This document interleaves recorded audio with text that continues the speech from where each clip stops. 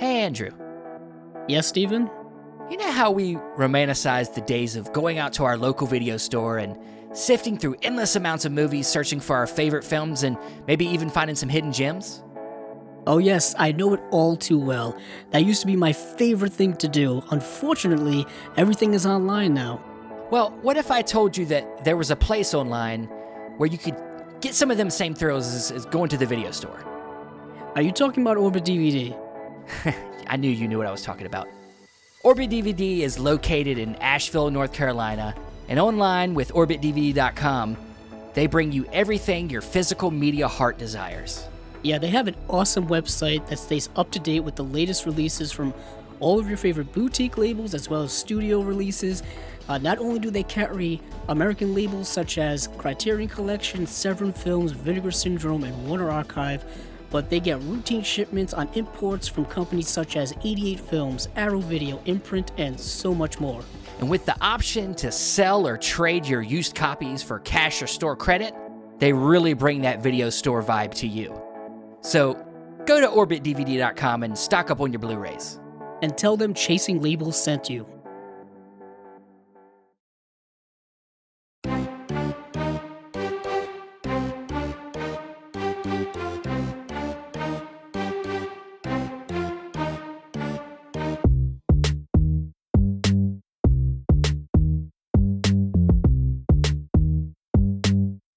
Welcome to another episode of Chasing Labels. I'm your host, Stephen Billings, and with me as always is your other host, Andrew Cabral. How you doing, man?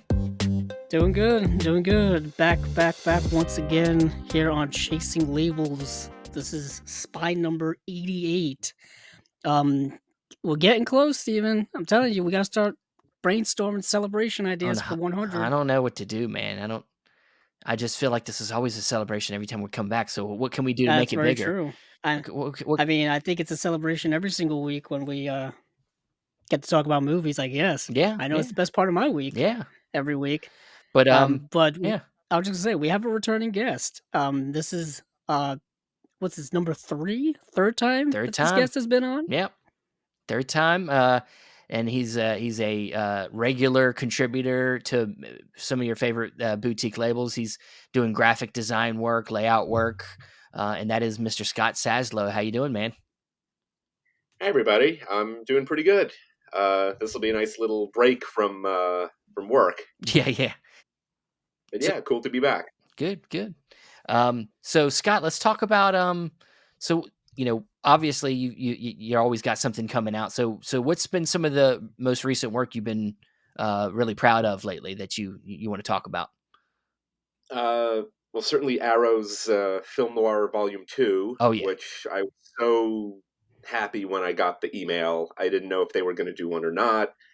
Their first Film Noir set was the first job I had with Arrow, which, God, it's like 5 or 6 years now already. Yeah. And also a job for Volume 1, I just did the artwork, Saul Bass style. And for this one, I got to do the whole thing, the packaging, the booklet, which is ordinarily what I do anyway with other artists' work. It's also the first time that my artwork is going to be included as mini posters, which is nice. pretty cool. Yeah. And so happy. And I think ironically, I had posted some of my older work for Noirvember on Twitter, and someone in the comments was like, man, it'd be cool if you could do another film noir set for Arrow. And God, I had to bite my tongue on that one. Yep. And 2 weeks later, it was like, surprise. And then, so that's done. And then Naked Lunch.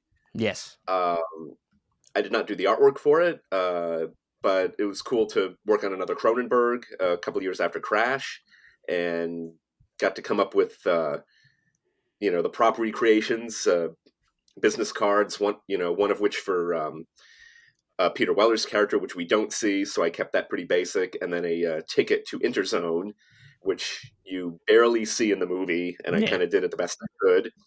But on the back, I kind of had fun filling out like the number of the cabin and the name of the ship, and I found an actual 1950s era cruise ticket image front and back online, so I was able to fill in all the fine print.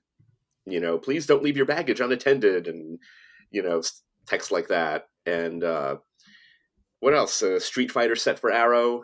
Uh, Layout and booklet on that with Tony Stella's artwork.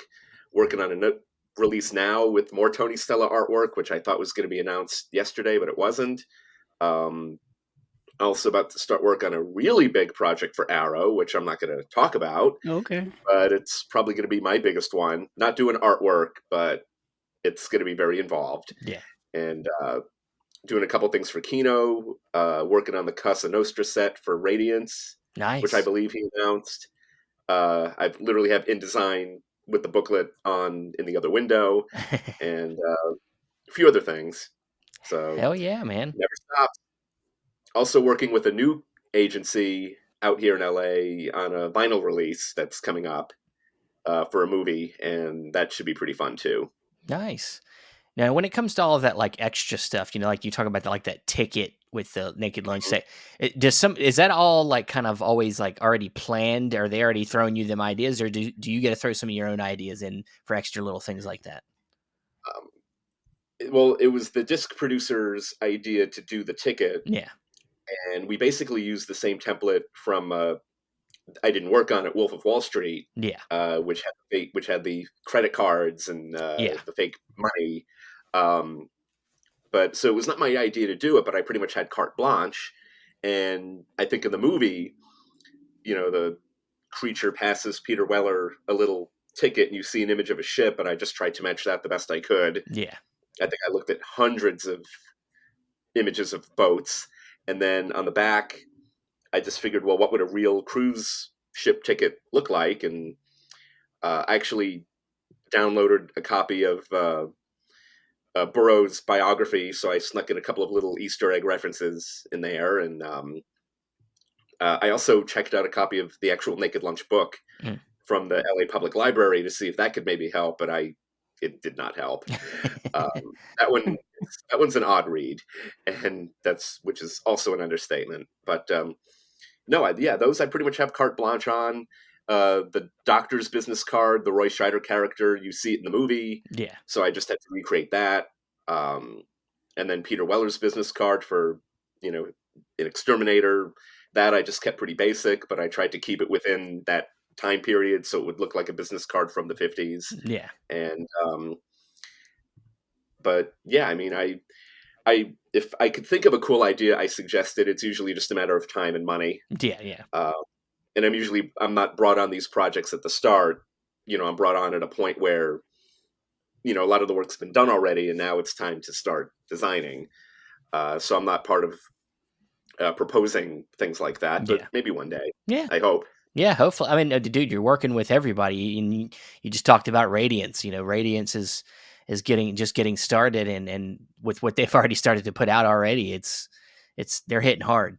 Fran's hitting hard over there, and And Fran just shared it today. And again, this was his idea. He wanted to include something with Welcome to the Dollhouse.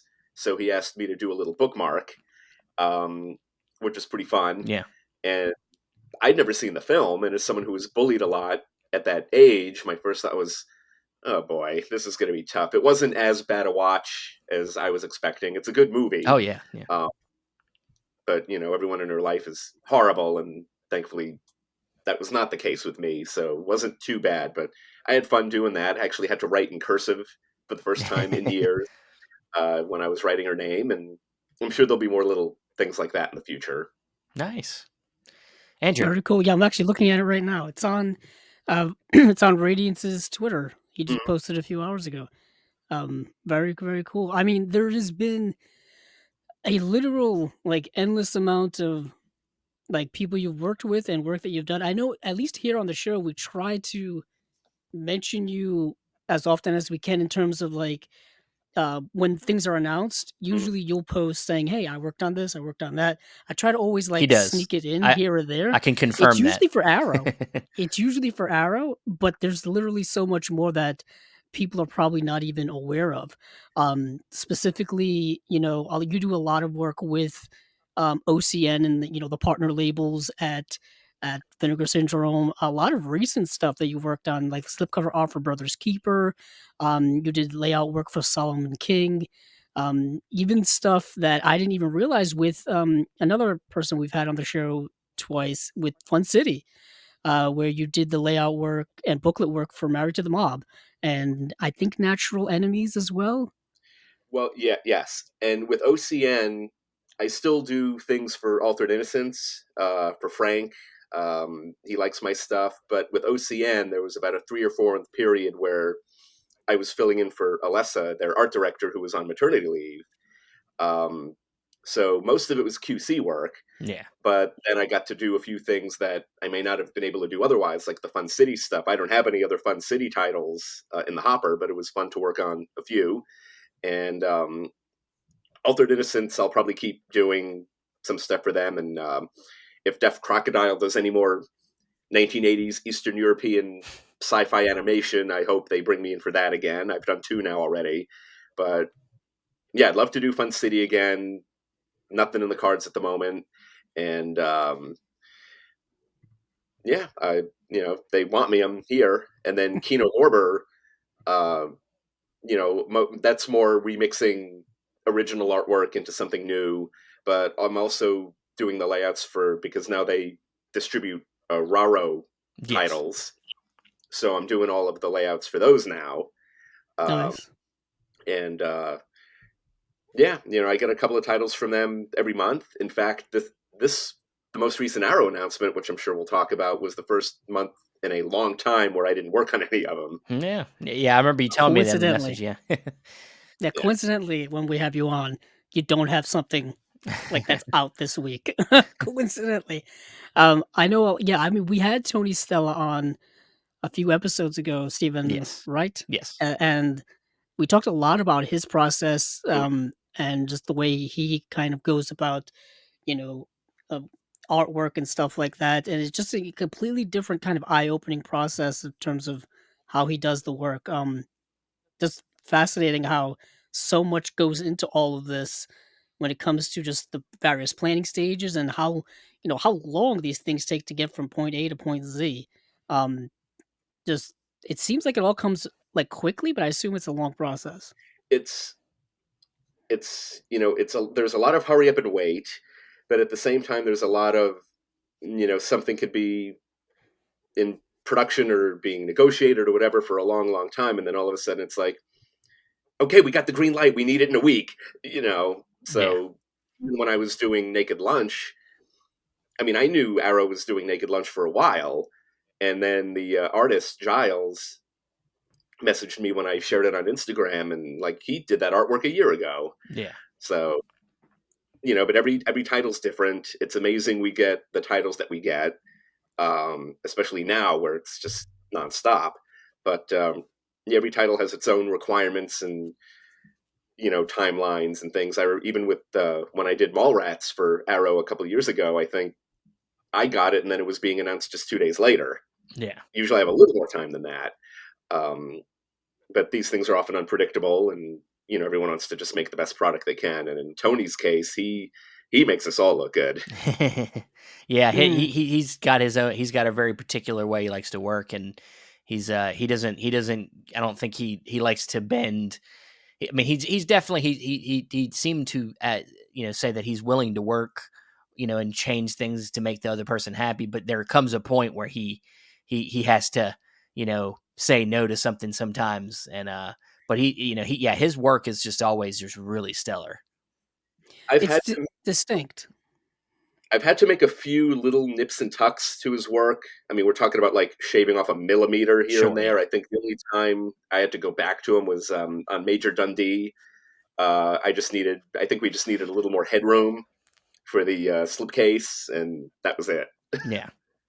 Yeah, he's Nice. he's g he's a he you know, he's just not only was his, process, interesting, but his background in art was just interesting, and how does I know you worked with him a lot. I remember way back. I can't remember which release it was, but I remember you messaging me on a particular release I'd posted about, and you said, "Hey, make sure you tag Tony Stella in this because this is something he worked on, and I want to make sure he gets credit for it." And yeah, I It think you've worked it with him may a have lot. been Yeah, it may have been the Claude Chabrol I think like that first was Yeah, it. box I think set. that was it. Yeah. Yep. I just because I know one I've been wanting to get it because Scott's name's on it, but also now Tony's name's on it as well. So it's like I He's kind of collecting double he's on it now. collecting But podcast guests' yeah, work. yeah. Well, the thing is, I mean, I'll say this, Scott. Oftentimes, um, when I'm trying to decide about things I want to get, or I kind of want to remember things I get, I'll go to see what work you've done, what work other people have done that we've had on here, because I'm like, at least I know we've talked about it before, and at least it's somebody that somebody that I know worked on this project. So there's some backing there in And terms of like the quality of it. So that's oftentimes that's happened to me a lot. So if you ever notice that there's upticks on your website in mhm. terms of traffic, it's probably me being indecisive about Stalking what I your want to stuff, buy. yeah, yeah. Yes, exactly. And Like I right now. that website, like as soon as something of mine's announced, I've got the thumbnail ready to go, and to update it, and then got to do LinkedIn, and then that's just part of being a freelancer. Got to prep the Instagram post, and then the tweet, and then this and that. And then in the case of the Chabrol sets, I mean, Tony did a lot for those between the digipacks and the box and the disc art. Um, sometimes it's just artwork for a sleeve and that's it. Other times it's the whole package. Um, but yeah, and then self promotion's just part of it. But I always try to credit the artists You because do, I don't man. want anyone to think that I did something that I didn't. Oh, and then one other title, which took a while, was the Lucas Moodysson set, Yeah. which That's a wonderful set, yeah, yeah. which is the biggest thing I've probably done for Arrow until the next thing, which can't talk about just yet. But yeah, my friend Sister Hyde, Yep. talented designer, got the ball rolling on that. Ended up passing the baton to me. She hired an illustrator, Danny, to do those cool little thumbnails on the acetate, and then 200-page book and digipacks and new posters, original posters. It's just a bit of everything. But you know what? Once you get going, you could read the brief and you could see all the templates, and it's like, oh my god, this is. But once you get going, it's you don't really think about it, and then it's a lot of cutting and pasting. And once you have everything set for one thing, then you just copy that over to the next one, and so it's all. I mean, I've pretty much gotten it down to a science by now. Yeah. Yeah. Everybody's got their process, man. And yeah, you Yeah, seem to be busy, man. You're keeping it. Yeah, you're keeping it together. It seems though you're not gone crazy yet. You're talking to us, not yet. but that's great, man. That's great. I'm glad to hear. I remember back when we first had you on, you were talking about how you were, you'd been doing this, and you were starting to. I think you were just starting to work with that first company you were working with, and had just started working with them to get work, and you were mostly primarily a freelance, I think, right around the time we first talked. Um, so yeah, I mean, that's great, man. That's great that you're getting so much constant work. I know that's a hard thing for artists, to get that regular work and help pay the bills. I mean, so, but Yeah, yep.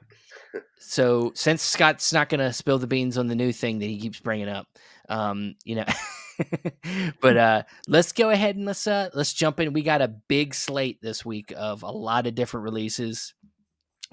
Andrew probably has seen all of them. That's what he does. He literally I watches didn't get to everything. see all of them. Okay, well, Um, you made I me lie to everybody.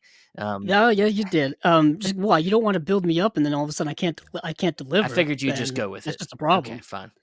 But I'll say this: it is if you are a fan of Blu-ray box sets, this is the release week for you, because it is a box set bonanza this week.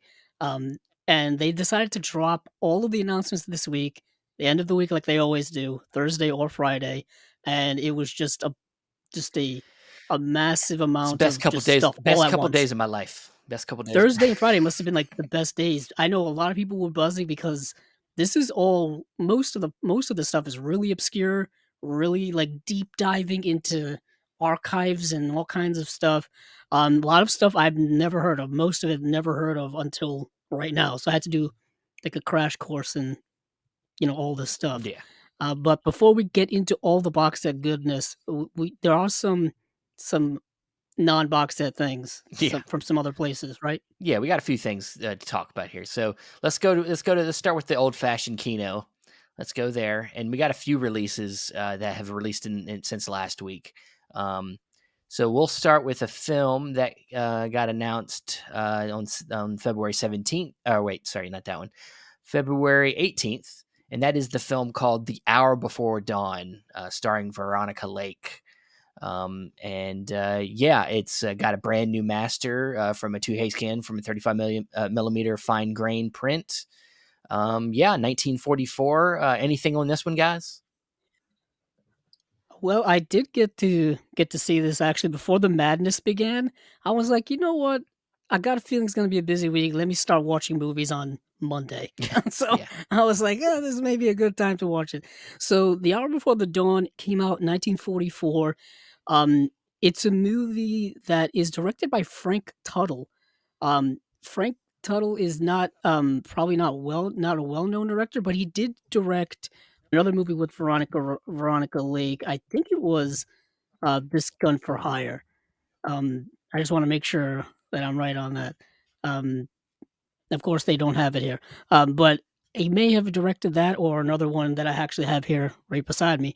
But no, yeah, it is This Gun for Hire. I was right. nice. But this movie is only about, I want to say, an hour or about 75 minutes, something like that, and it's a movie about um like Nazi espionage during World War II.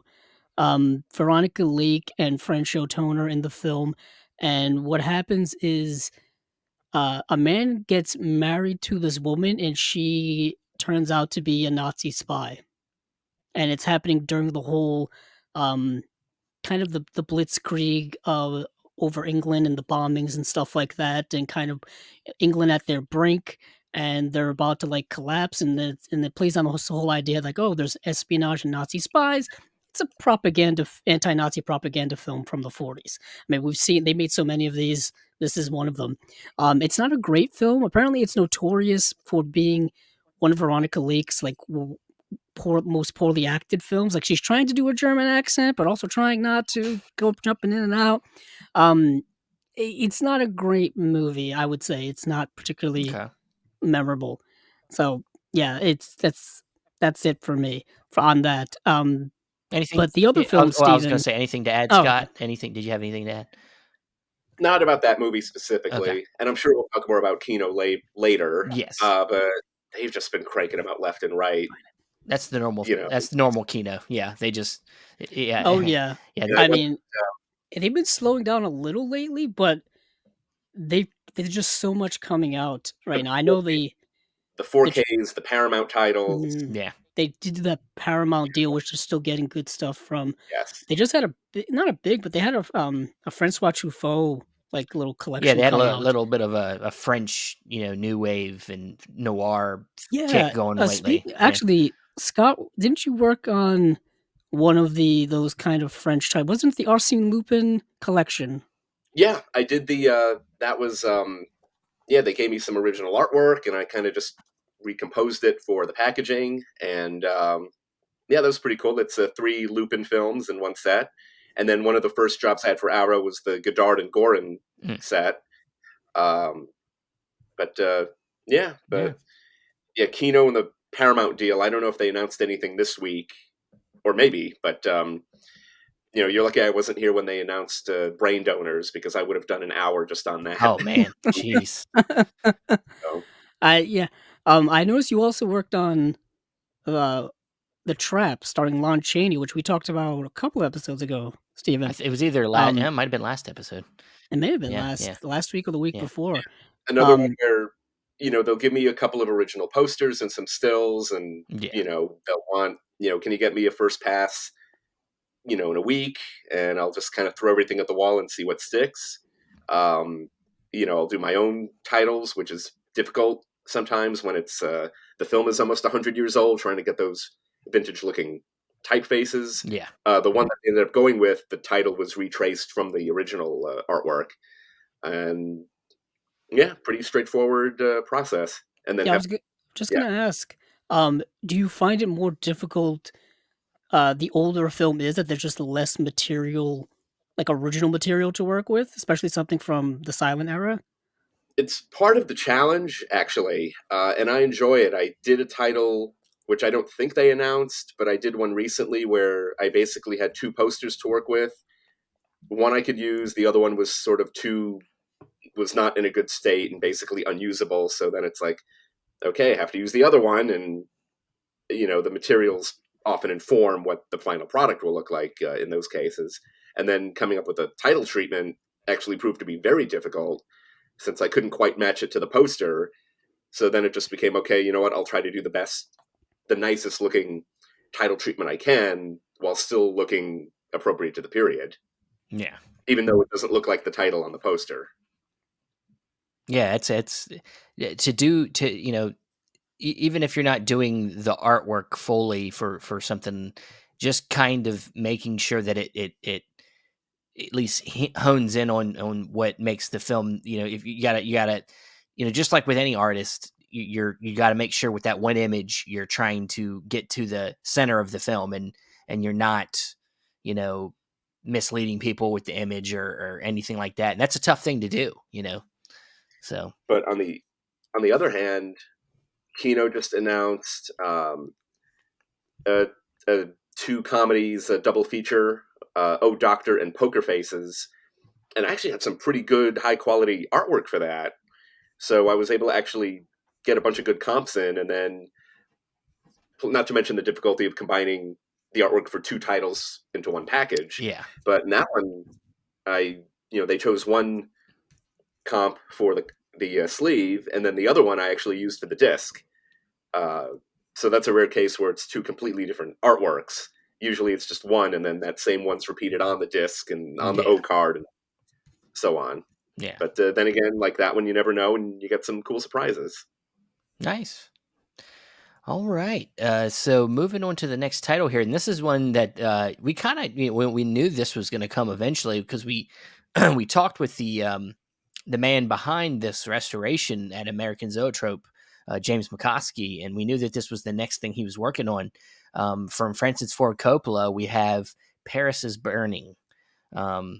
So yeah, this is one I haven't seen from him, but it's from 1966. Andrew, have you seen Paris is Burning? I'll just say, yeah, Paris is Burning isn't directed by Coppola, but I'm assuming the American Zoetrope must own the rights to it. Yeah. Yeah, they must own the rights to it because it's directed by René Clément. Yeah, yeah. It's a French And film, yeah. René Clément is probably most known for directing the movie Purple Noon, which is part of the Criterion Collection, starring Alain Delon. I remember I've seen that. I remember seeing that at so many Barnes and Noble Criterion sales, I believe the cover of it is just, I think, a side profile of Alain Delon, and I remember seeing it so many times. Um, so I remember him most associated with that, but this is a film I have not seen, but it does star Jean-Paul Belmondo, it does star Charles Boyer, Leslie Caron, amongst plethora of cast. This cast is massive. Yeah.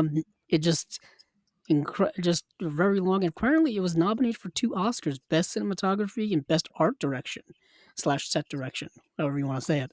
I'm interested in it, to be honest. Very interested. It's coming from 4K scan, um, and if it's been restored by American Zoetrope, and I think it was part of that Paramount deal that we keep hinting at. Yeah. So yeah, I'm definitely interested in this. Most definitely. All right. So the next one's one I think that really was a big This is one. the highlight. This is the one that really hit. I think people took notice, and that was a new 4K UHD of the 1992 film Bad Lieutenant, starring Harvey Keitel. And this is I believe the Abel Ferrara film.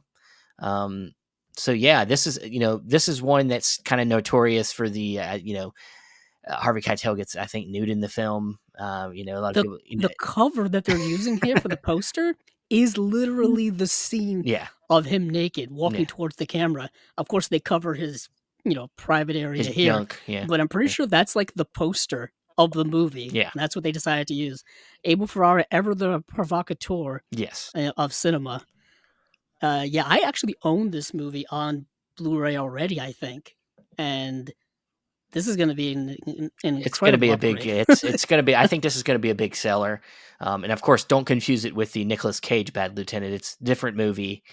completely Yeah, different movies. yeah, Same title though. yeah. Same title. I mean, they do add like a subtitle to it. It's like the Port Port of of Or. New Orleans. Yeah, Yeah. yeah, yeah. So it is a different movie, and it's got a little bit, But I don't know why they chose the same title. I don't know if they were trying to confuse people or in some way remake that film. I don't know, but No, um, I'm pretty sure the one with Nicolas Cage was directed by is that Werner Herzog Hmm. that yes, yes, directed that? yep, And obviously he does whatever he wants. yes, he Um, does. but the original Blu-ray came out from Lionsgate back in 2010. Mm.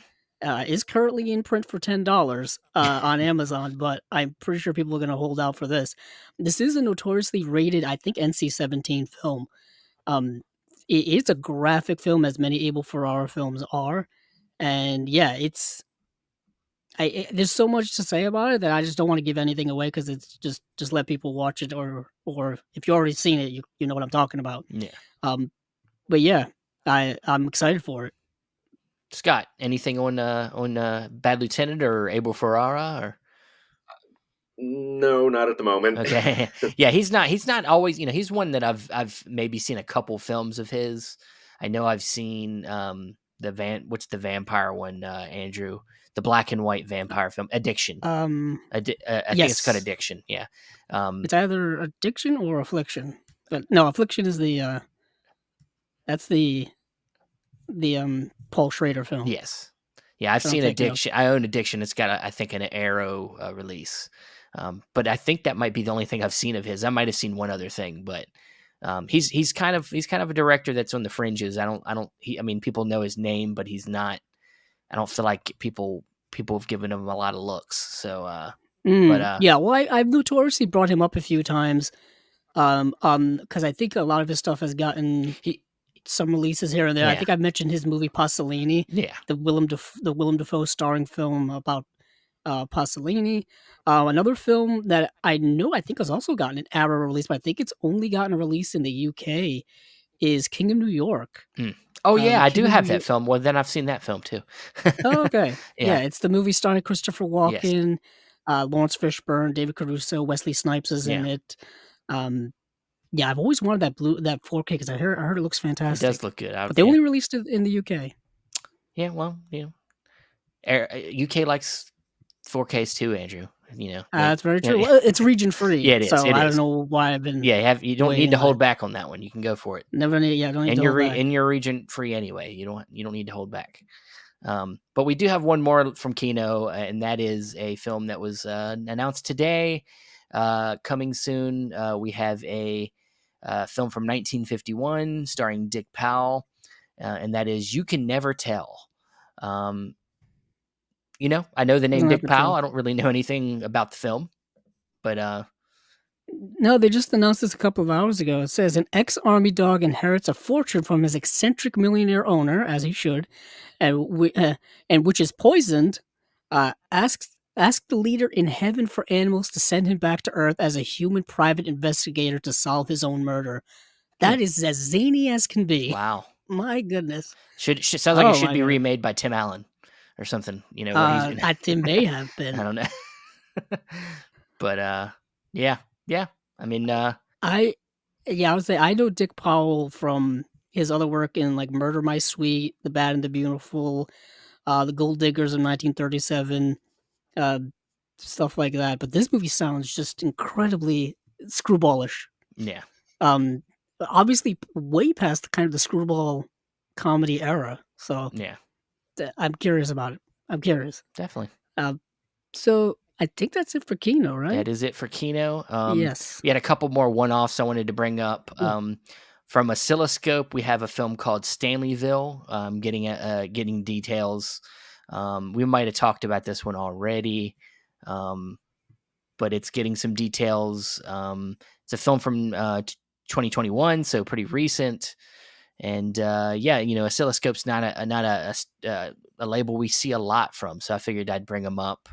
Um, but yeah, the other one I wanted to bring up was from MVD, and we got a film coming out called Witch Trap, and it's from 1989, starring James Q. Quinn. Um, Yeah, I don't know anything about this one either, but it looks kind of cool. I like the cover of it. It looks like some kind of supernatural adventure type of thriller kind of thing. Anything on? What is interesting about it is that Vinegar Syndrome put out an edition of it back in 2017. Mm, Um, so I'm assuming that must be out of print, and it's not the first time that MVD's picked up an out of print Vinegar Syndrome release, yeah. and perhaps won't be the last. All right. Well, that's it for that. Now getting into more full slates. Mm, Let's start with Eureka Entertainment. alrighty. So with Eureka Entertainment, and I just lost my tab. So go ahead, Andrew. Uh, You start with okay. Eureka You can Entertainment. call me whatever you want. I don't Yeah, care. you're Um, Arrow Andrew now. Yeah, I'm sharp like an arrow, Yeah. sharp and straight like an arrow. So we've got 3 releases from Eureka. How it seems to go every time is once it's Eureka and Arrow seem to go hand in hand every single week, Yeah. every single month. So we got one release called Hopping Mad: The Mr. Vampire Sequels. And now, this doesn't have the Mr. Vampire movie, but it has all of its sequels. It's got Mr. Vampire 2, Mr. Vampire 3, Mr. Vampire 4, and then Vampire vs. Vampire. So that's 4 movies ranging from 1986 to 1989. So if you haven't seen the first Mr. Vampire, I guess this box set's not relevant to you. Okay, well, I mean, And I yeah. will. That's why I couldn't do cover it really because I had never saw the first one. So I was just like, oh, that's I've never seen a box set with just sequels before. At least they're a rare thing. Well, it's a rare thing. I would say the most recent thing I can remember that is similar is the Silent Night, Deadly Night stuff. Remember that had like Mm, 2, 3, 4 in like a yeah, set. they put them all together, Yeah, which I guess that makes sense for that. yeah. Perhaps makes sense for this as well. Um, but yeah, so Mr. Vampire sequels. I think they're. I just wanted to check to see if they were all coming on. It looks like they're going to be 4 movies on 2 discs. Okay, That's what I that's wanted to not so check. bad. I mean, and these could be pretty short movies. I'm guessing. But I have seen some people who have seen this announcement now seeking the Mr. Vampire limited edition now because Isn't that always the case? yeah, now they're going back and they're like, I don't know anything about this. And then now they realized the first movie came out like 2 years ago from Eureka, and now they're all looking for that first edition. Um, and And I bet yeah, you if I had to put some money on it, that it's probably maybe out of print. I believe the Um, limited edition's out of print. There might be a yeah. standard edition out there, but yeah. But one of the other films, speaking of a Vinegar Syndrome title that's getting another release, and of course this is a UK release, that's Burning Paradise, from Ringo Lam. And when I think we might have talked about this, did this get it like announced a couple weeks ago, vaguely? Well, I think we talked about the Vinegar Syndrome release when it was announced, and it wasn't announced that long ago. Well, no, I think it Probably, got brought up by somebody else on another recent episode. Maybe I don't know. I feel like it got brought up. um, Um, we Go ahead, Scott. I was say, No, I think. Oh yeah, Tony did the artwork Did that for might that. be it. That might be what I'm thinking about. it was And I either did that and I actually did the booklet for it. Nice. So Nice. that's what it was. It was either that or we did do I think it was Chris O'Neill did the video essay for it. Okay. Well, that could be it. Yep, During that that is right. Yeah, we during that watched his interview video essay. That's it. Yeah. well, you did because I think you have the Vinegar Syndrome release, if Well, memory I serves. do, but he did send us a link with feature stuff, so I watched it through Oh, there. okay. But yeah, that was the most recent thing that I remember. Yeah, a lot of Burning Paradise talk lately. But it looks like a really. I still haven't watched my shoot me. I still haven't watched my Vinegar Syndrome release. It looks like a cool But you did film. but you did watch the video essay I for did it. watch the Hopefully it video didn't essay. spoil it for you. Well, that doesn't bother me. But I know. it You're one of the few, the proud. yeah, I'm one of the few that People don't care about I spoilers. don't really care that much. Sometimes there's certain movies that yeah, I want to come in surprised, but for the most part, a little bit of context, a little bit of seeing a few shots didn't bother me. You don't know what's going on. Um, but it's getting a 2K restoration. I'm sure this is probably the same thing that Vinegar Syndrome's put out. Looks like a couple different new features with this one. A feature length audio commentary with Asian film expert Frank Zhang, which I believe from Yeah, that's not on the Vinegar Syndrome well release. that it's not, but I believe our friend Ryan over at Disconnected might have just interviewed this Mr. Frank Jang. So Oh there wow, might that's be pretty a cool. good interview over there. And then, of course, there's another one here, brand new interview with actor Wong Kang Kong. So that's another one that might not be part of that Vinegar Syndrome release as well. It is Is actually, it? Okay. ironically so. Okay. So I have them up next to each other. That's why I'm looking at it. Okay, well, so one new thing, one new release feature difference here. So like usual, you got to do your compare and contrast, to see what you like. Thing about Eureka is their pricing is usually really nice. They got a Mm. good pricing for what they put out. So that's another thing that can be good. So yeah, and then the last thing I think, which was kind of the big, I think a lot of people were buzzing about this release. Is the Andre Zawadzki 3 films. I think it's Um, Zulowski, but whatever. Zolowski, the Polish filmmaker. Um, uh, he's got 3 films, and I've heard a lot of people say that all 3 of these films are really great. Specifically, The Devil is one that I think people were saying needed a release. It's been a while, not to be confused with The Devils, which is the I knew you were gonna say that. yeah, everybody. Some people have been getting a little. I've seen some people get a little confused, and I'm like, no, that's another director, another film. But this is a filmmaker that I know from doing the film Possession, which is a great film, really great kind of art house horror film. Um, anything on this, guys? Anything on this set here? It's it's something I think we talked about actually a few weeks ago because these titles were announced, Okay, and I can't remember if I know I brought it up, and I brought it up that it is the same director from Possession, and yeah, these were like announced weeks ago. At least the titles were, but I'm not sure if we mentioned that they were specifically from Eureka, or if they were just coming out. But yeah, the hype around this box set is pretty big. People are very interested in it. If anything, this is the one that people yeah, like have circled on their want to buy calendars or whatever the case may be. Yeah, you're getting all three of these films. They're all getting 4K restorations. I mean, the cover art is pretty awesome. Um, I love that color. Just yeah, that kind of what's that kind of like off blue ish. yeah. Um, yeah, and it's actually a picture of the director. It's cool. It's a director centric box set, which I Yeah, think I is always always kind of a cool I thing. always like that. It's got a 60-page collector book in it as well, with new essays and archival material. It's also got a lot of brand new video pieces and interviews. Our friend of the show, who's been a guest before, Michael Brook, has done some work in here. I Who did see his name. does a lot of work with Indicator. Did some work in this set, so definitely seems to be a worthwhile purchase here. Um, so yeah, them are the 3 Eureka releases this week.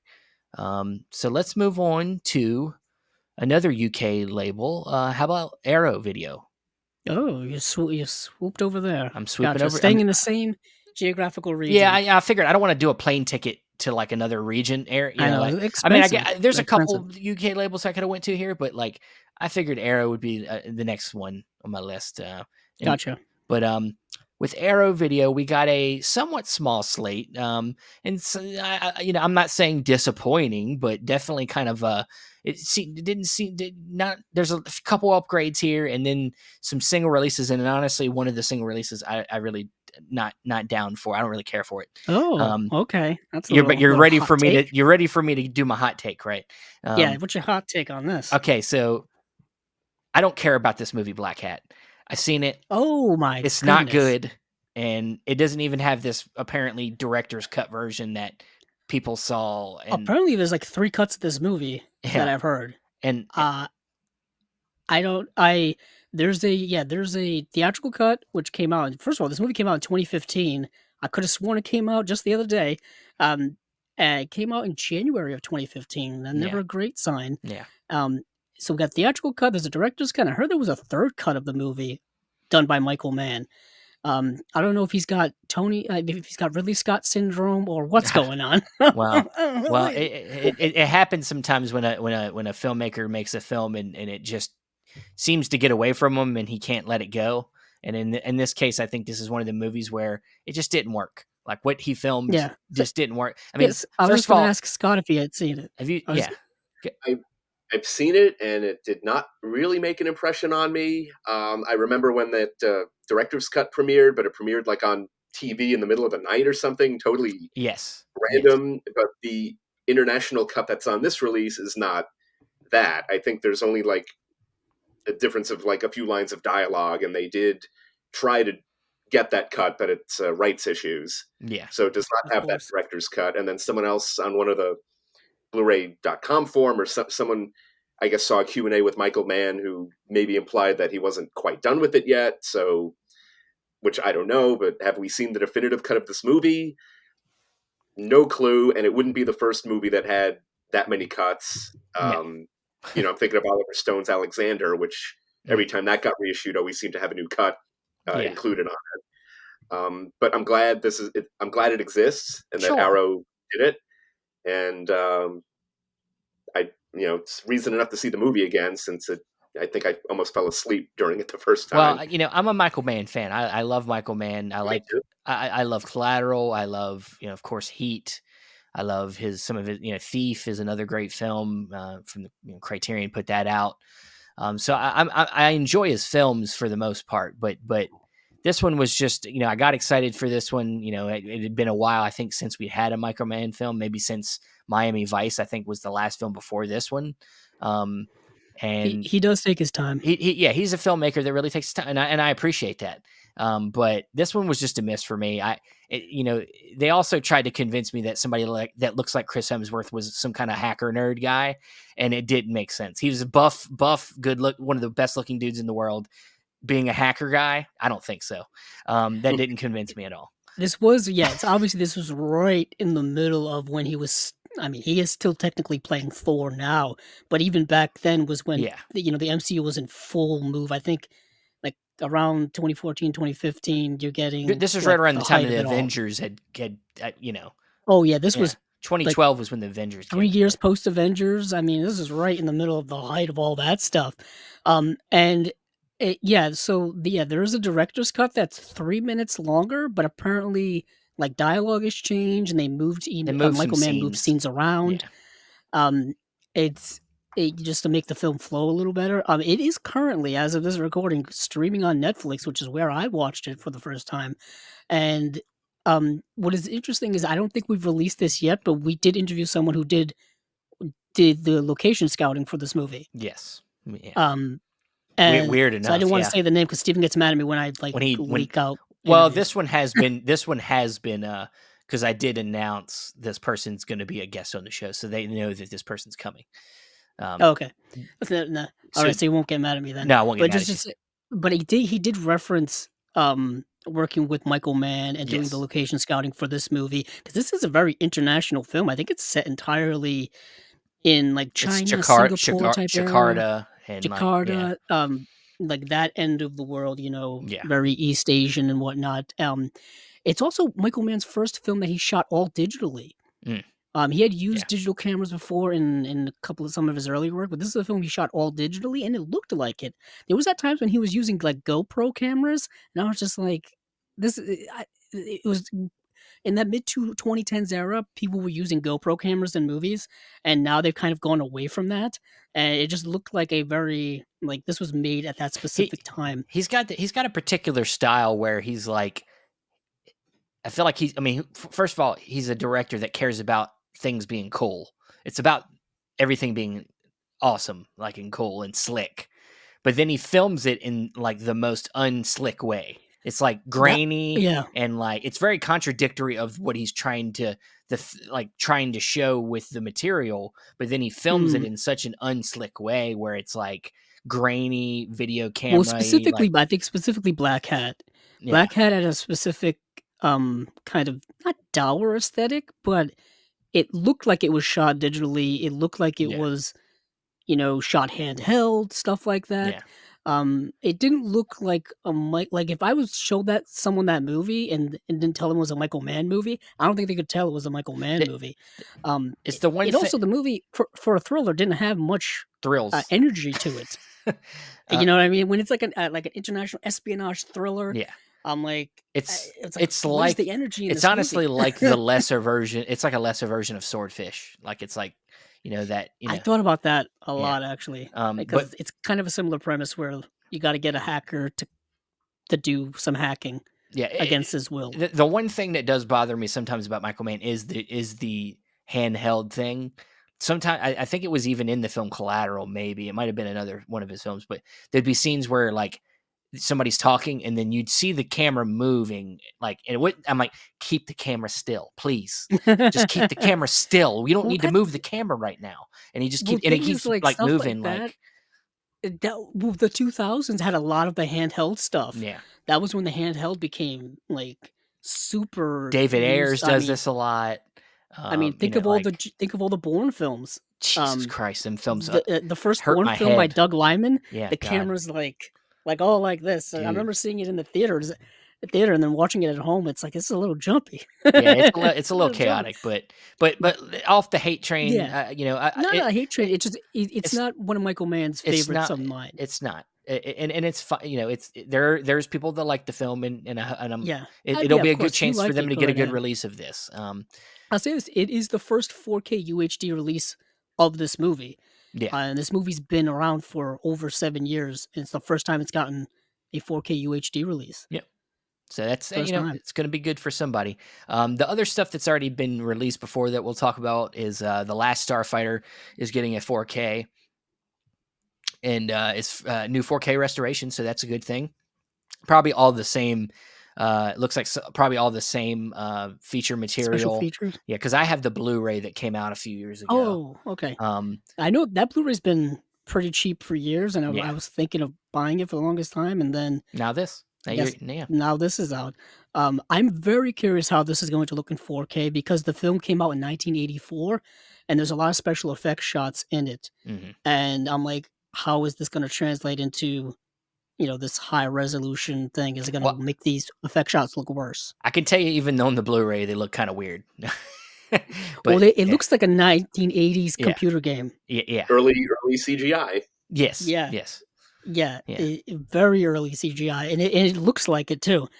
So I was wondering how that's gonna look. Obviously, this is probably a nostalgic, film for a lot of people who grew up with it, um, who or very 80s enthusiasts, which there are many of them even in our circle and just in general in the collecting community. So this is probably gonna be something they'll get. Definitely. And the other upgrade we got here is the film with Johnny Depp and Benicio del Toro, Fear and Loathing in Las Vegas, which is one I I've seen it. I like it. Okay, I'm just well, I've said this before. I'm not a huge Terry Gilliam fan. Um, I think this is probably one of his better films that I've seen, other than maybe like Monty Python. But yeah, very chaotic film. New 4K restoration, approved by Terry Gilliam. So, um, yeah, it's once again probably not anything new in the feature game, but you're getting a whole new looking. This is a visual film, so I think that this might be a good upgrade. So I haven't seen the movie in years, but and I go back and forth on Gilliam, but one of my favorite movies is Brazil, oh and yeah, I'm yeah, eagerly waiting, for Criterion to upgrade that one. On the other hand, it would have to be a UK release. I don't think it's happening. I would love to see what Arrow could do with Brazil, to be yeah, honest. To come up with their own extras to sort of complement the Criterion extras.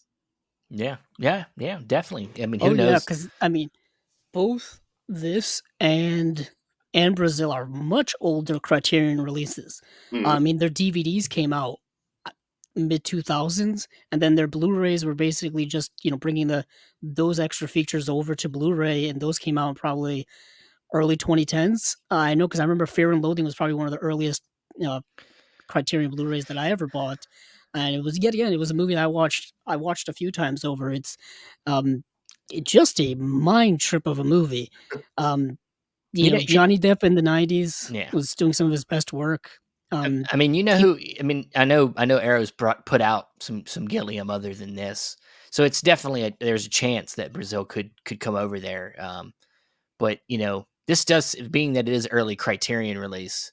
Um, I could see somebody like the BFI or Studio Canal scooping this as well. And Yeah, to be honest, it's a Universal title, and Universal gives out their rights to their movies like they like handing out candy on Halloween. yeah, Because I remember this distinctly. Universal put out their own versions of both Fear and Loathing and Brazil on Blu-ray, just themselves, gave it to Criterion to put out, and now has also given it to Arrow to put out on both. yeah. So it's like they just hand them out, and they're like that with a lot of their catalog titles. But Fear and Loathing is famously based off of the Hunter S. Thompson book. It's kind of a pseudo autobiography of Hunter S. Thompson and his lawyer, basically covering these races in California and just taking massive amounts of drugs while doing it. And you go on trip after acid trip in this movie, and it's just a bonkers film. It really is.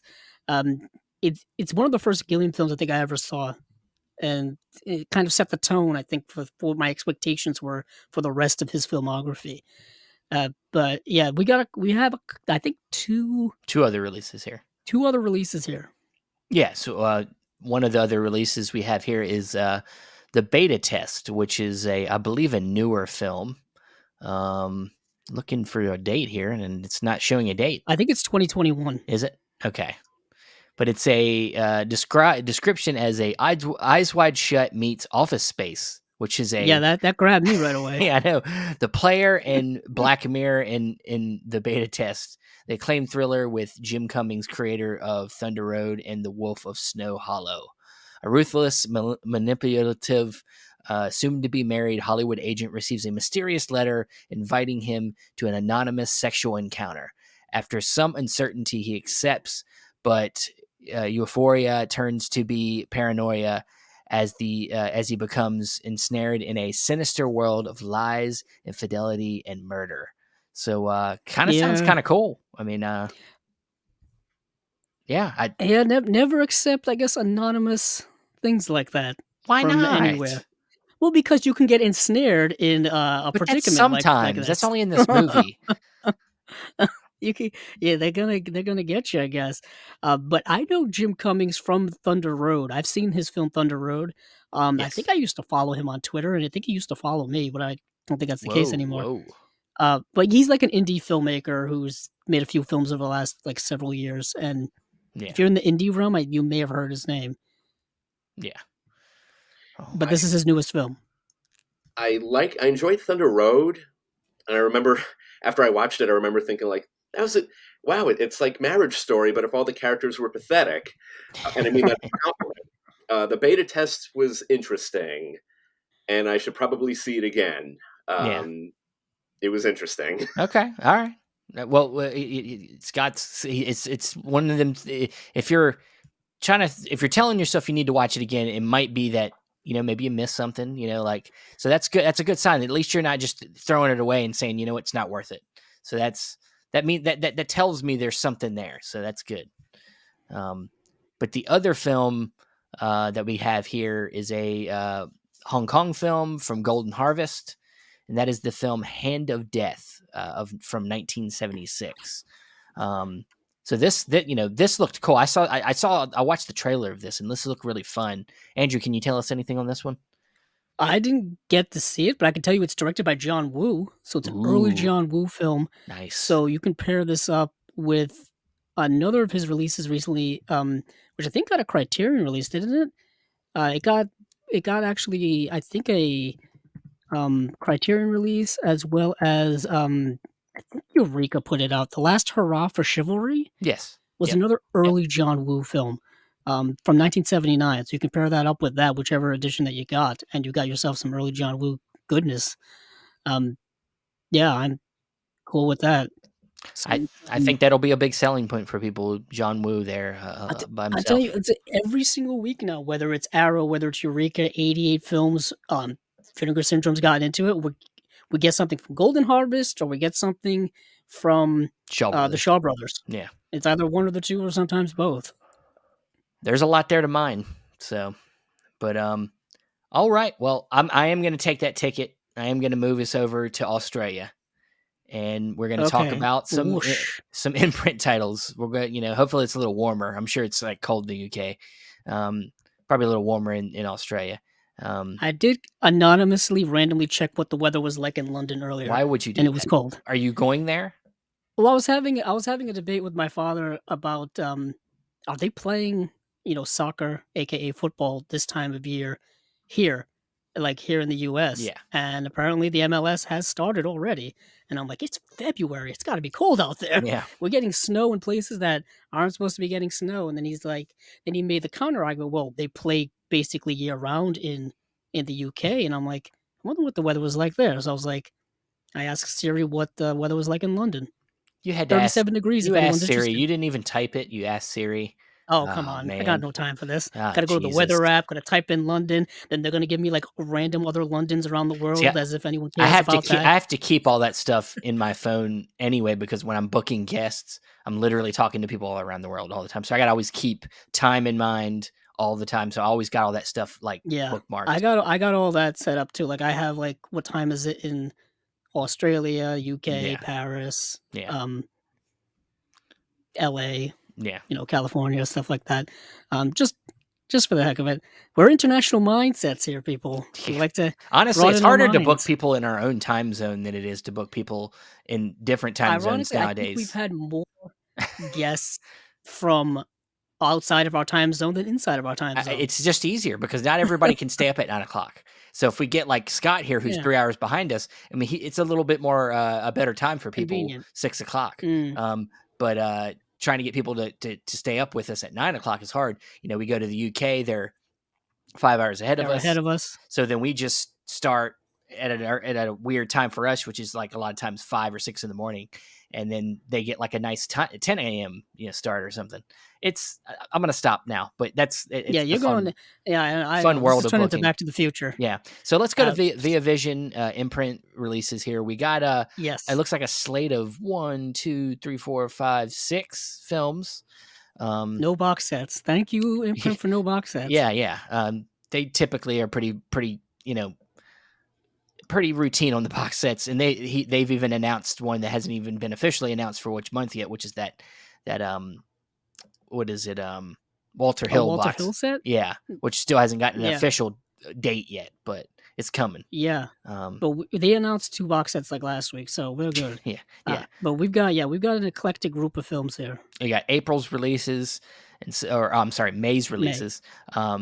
And so we're going to start here with 1946's The Cat of Paris. Then we have The Great Gatsby from 1949, Uptight from 1968, The Long Voyage Home from 1940. Excuse me. And then Bus Riley's Back in Town from 1965, and then The Spiral Road from 1962. Yeah, I know one of the ones that really stood out for me and Andrew was the 1968 film Uptight, which I've seen a lot of people buzzing about that one. Um, Tell us about Uptight. You said you've seen it. Oh, I have seen it. It's the film directed by Jules Dassin. I think directed and produced by him as well. I think I saw this several years ago, probably on Filmstruck, because Hmm. Filmstruck had cool stuff like that. It is a remake of the 1935 film The Informer, which I brought up several times, which is the John Ford film. Yes. But instead of that film taking place, The Informer took place when it came to the Irish and British conflict in the 1930s and the IRA and stuff like that. This centers around Black revolutionaries of the 1960s. Think like Black Panthers, as well as um, all of that stuff, civil rights movement and all that stuff. Um, and Ruby Dee is in the film as well. And basically, it's the same plot. There's someone who betrays the cause and kind of tells the cops about the plans of these black revolutionaries and has to deal with those consequences, with Yeah. those personal kind of turmoil consequences of betraying not only the political cause, but really betraying your own people in their fight for civil rights and stuff like that. So it plays on that idea. And it coming out in 1968, a tumultuous year in many respects here in the United States. It's, apropos. And also a film that's probably dealing with a lot of contemporary things because the fight for equal rights in various places and various causes is still very much ongoing today. I'm a big fan of Jules Dassin and his work. Uh, Jules Dassin, of course, has had several films come out from a Criterion Collection. Rafifi Oh yeah. is one of the big ones. Um, and yeah, I'm a big fan. Night in the City is another one. The Naked City, Brute Force is another one as well. Um, so yeah, this is definitely a buy for me, and I'm pretty sure this is like the Blu-ray premiere for this. I don't think this has gotten a Blu-ray release from anywhere before, so that's pretty awesome. Yeah, and I we know get I think I may have just lied to myself once again. it's Yes, I did. Damn it! what did you Oh, do? it did come out in 2012 from Olive Films. Well, that's a Oh, while back Olive, ago. That's a while. I know. This is coming with a new 4K scan from original negative from This is gonna look 2019. better than that one. From Yeah. 2019, so it's a pretty recent scan. It's got a couple new. It's got a new commentary from film historians Alan Silver and Jim Urenzi, in a new interview with Karen Alexander about the film's impact on African Americans in Hollywood. So we got a couple new features. Of course, come with the slipcase. So yeah, I mean, yeah, you've sold me, man. I really want to check this out. Anything on this one, Scott? Uh, no, I love how it looks, though. Yeah, Love the yeah. slipcover, but I have not seen it. But I'm also I haven't seen all of Dassin's films, but a big Naked City fan, though, Oh yeah, and yeah. Rafiki actually. Oh yeah, yeah, definitely. Any of these other ones stand out? Any of these other ones stand out to you, Scott? The Great Actually, Gatsby, this or was the first lineup in a while where I really hadn't seen any of them. Spiral Road, I know, is one of Jerry Goldsmith's early film scores, but that's yeah, I haven't seen the film. But yeah, usually they, when they do their batches, there's always one or two. But yeah, not in this batch, yeah. unfortunately. It is one that I'm not super familiar with either. The Spiral Road is directed by Robert Mulligan, who did To Kill a Mockingbird. So that's something, and it stars Rock Hudson, so it's got some pedigree there. You had me Um, at Rock Hudson. yeah. Um, I knew you would be on that one. to be honest, this is a if you're a classic film fan, this is a pretty cool slate, I would say. Yeah. The Long Voyage Home is a 1940 film directed by John Ford, starring John Wayne. Surprise, surprise, John Wayne in a John Ford film. Mm, Never heard of it. never done that before. It's one of his rare times where they're not doing a western together. Um, it was either westerns or Well, war films. they're doing a western. It's just not in the setting of a western. They're doing the It's war. at I guess at Western at Sea. Yeah, it kind of Um, probably. It's not. yeah, Yeah, it's not much difference.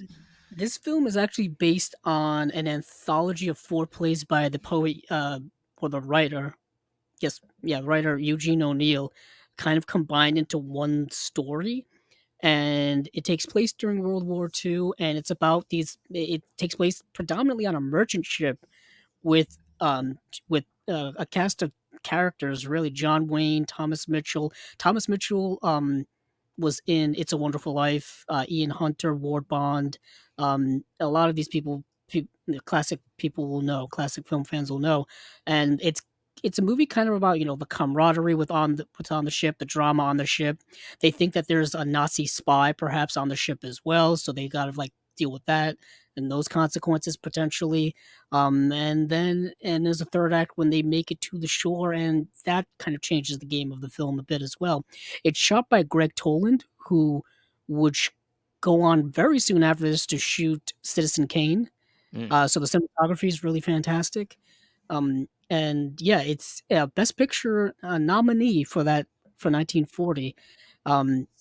They hinted at that there would be a High Seas Best Picture nominee, and in my heart of hearts, I thought we were going to finally get a Blu-ray, a upgraded Blu-ray remastered of Master and Commander, the Peter Weir film, because I've been championing that for the last couple of weeks. Don't know why, just randomly. I think we've been championing that for a while. It just won't happen. It's Well, just not happening for some reason. that Blu-ray came out in the late 2000s. That movie needs an upgrade. In this, I know, the Blu-ray and the DVD that are out now were put out by Fox in this country, so Disney, who the hell knows, which is a shame. Which makes Hope me hope that maybe we're looking at some type of Criterion did have a Wall-E, so it's always possible that Criterion could have possibly snatched this movie, being that they've put out some Peter Weir before. But That would be nice, but yeah, when they can't tease me saying a high C's listen, Oscar they can do nominee that, and Andrew. not make me go to it. But They can do that. they can do whatever they want, I guess, technically. But yeah, so this was kind of the fake out.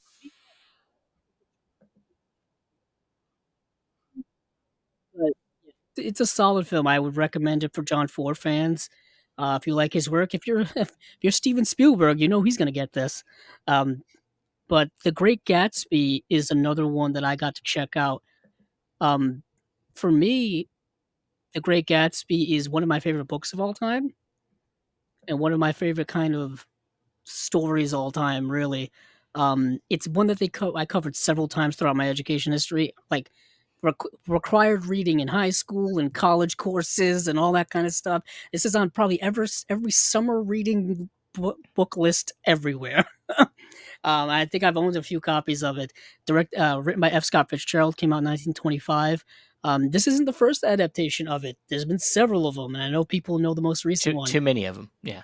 Yeah, the most recent one was obviously Baz Luhrmann, 2013, I think it came out. Yes. Hot take for me for this episode: I actually like that movie. I like that adaptation of it. I like Baz Luhrmann and his style. Don't ask me why. I think You it's know, kind of funny weird and out enough, of box. I don't know why, but I like Australia. Okay, I kind of there you like that go. one. I don't know why, but I do. I Elvis is fine. I mean, it's a fine biopic, but I didn't. I got, And I'll say I got my Blu-ray. I got my 4K copy of it of course, over there everybody somewhere. likes to talk about his Romeo and Juliet. You know, I from the talk about '90s. high school Yeah, when I did Romeo and Juliet sophomore year of high school. We of course watched the Romeo and Juliet, Leonardo DiCaprio, Claire Danes. yeah, Um, what a what an interesting interpretation of that. Setting it in modern day, but with the Shakespearean dialogue yeah. and his just incredibly snap editing of incredible. But back to Great Gatsby. Scott, you were going to say The, something? Oh no, just yeah, we did uh, read Great Gatsby, I think senior year of high school, but in freshman year we read Romeo and Juliet, and our teacher he showed us the Zeffirelli version, I think, just to spite us Yeah. because we were probably all hoping he would show us the one. it's either one or the other. Really, most people grew up watching that one from the 70s. Um, the one that Criterion I think is putting on a Blu-ray of Yes. right now. Mhm. Um, and yeah, it's either that one or the one with DiCaprio and Claire Danes. Maybe our teacher just thought we would be more relatable if we saw like Leonardo DiCaprio. Keep in mind, this was like, oh goodness, 2003, 2004. So the movie had come out, several years earlier. DiCaprio was still pretty big at the time. Like he's big now, really. Uh, but No, no. but Gatsby, had a silent film adaptation in 1926. Sadly, that movie doesn't exist anymore. The only thing that's left of it is a trailer that's in the National Archives. I think William Powell was in that film. Mm. But apparently, um, Zelda and F. Scott Fitzgerald went to the premiere of that and hated it so much that they walked out halfway through it. Well, not an endorsement, not an endorsement. Uh, then there was this one from 1949, starring Alan Ladd as Jay Gatsby, and then there's one from 1974 starring Robert Redford. And I know this one's been kicking around on Blu-ray for years. And I know that it was actually shot here in my home state of Rhode Island.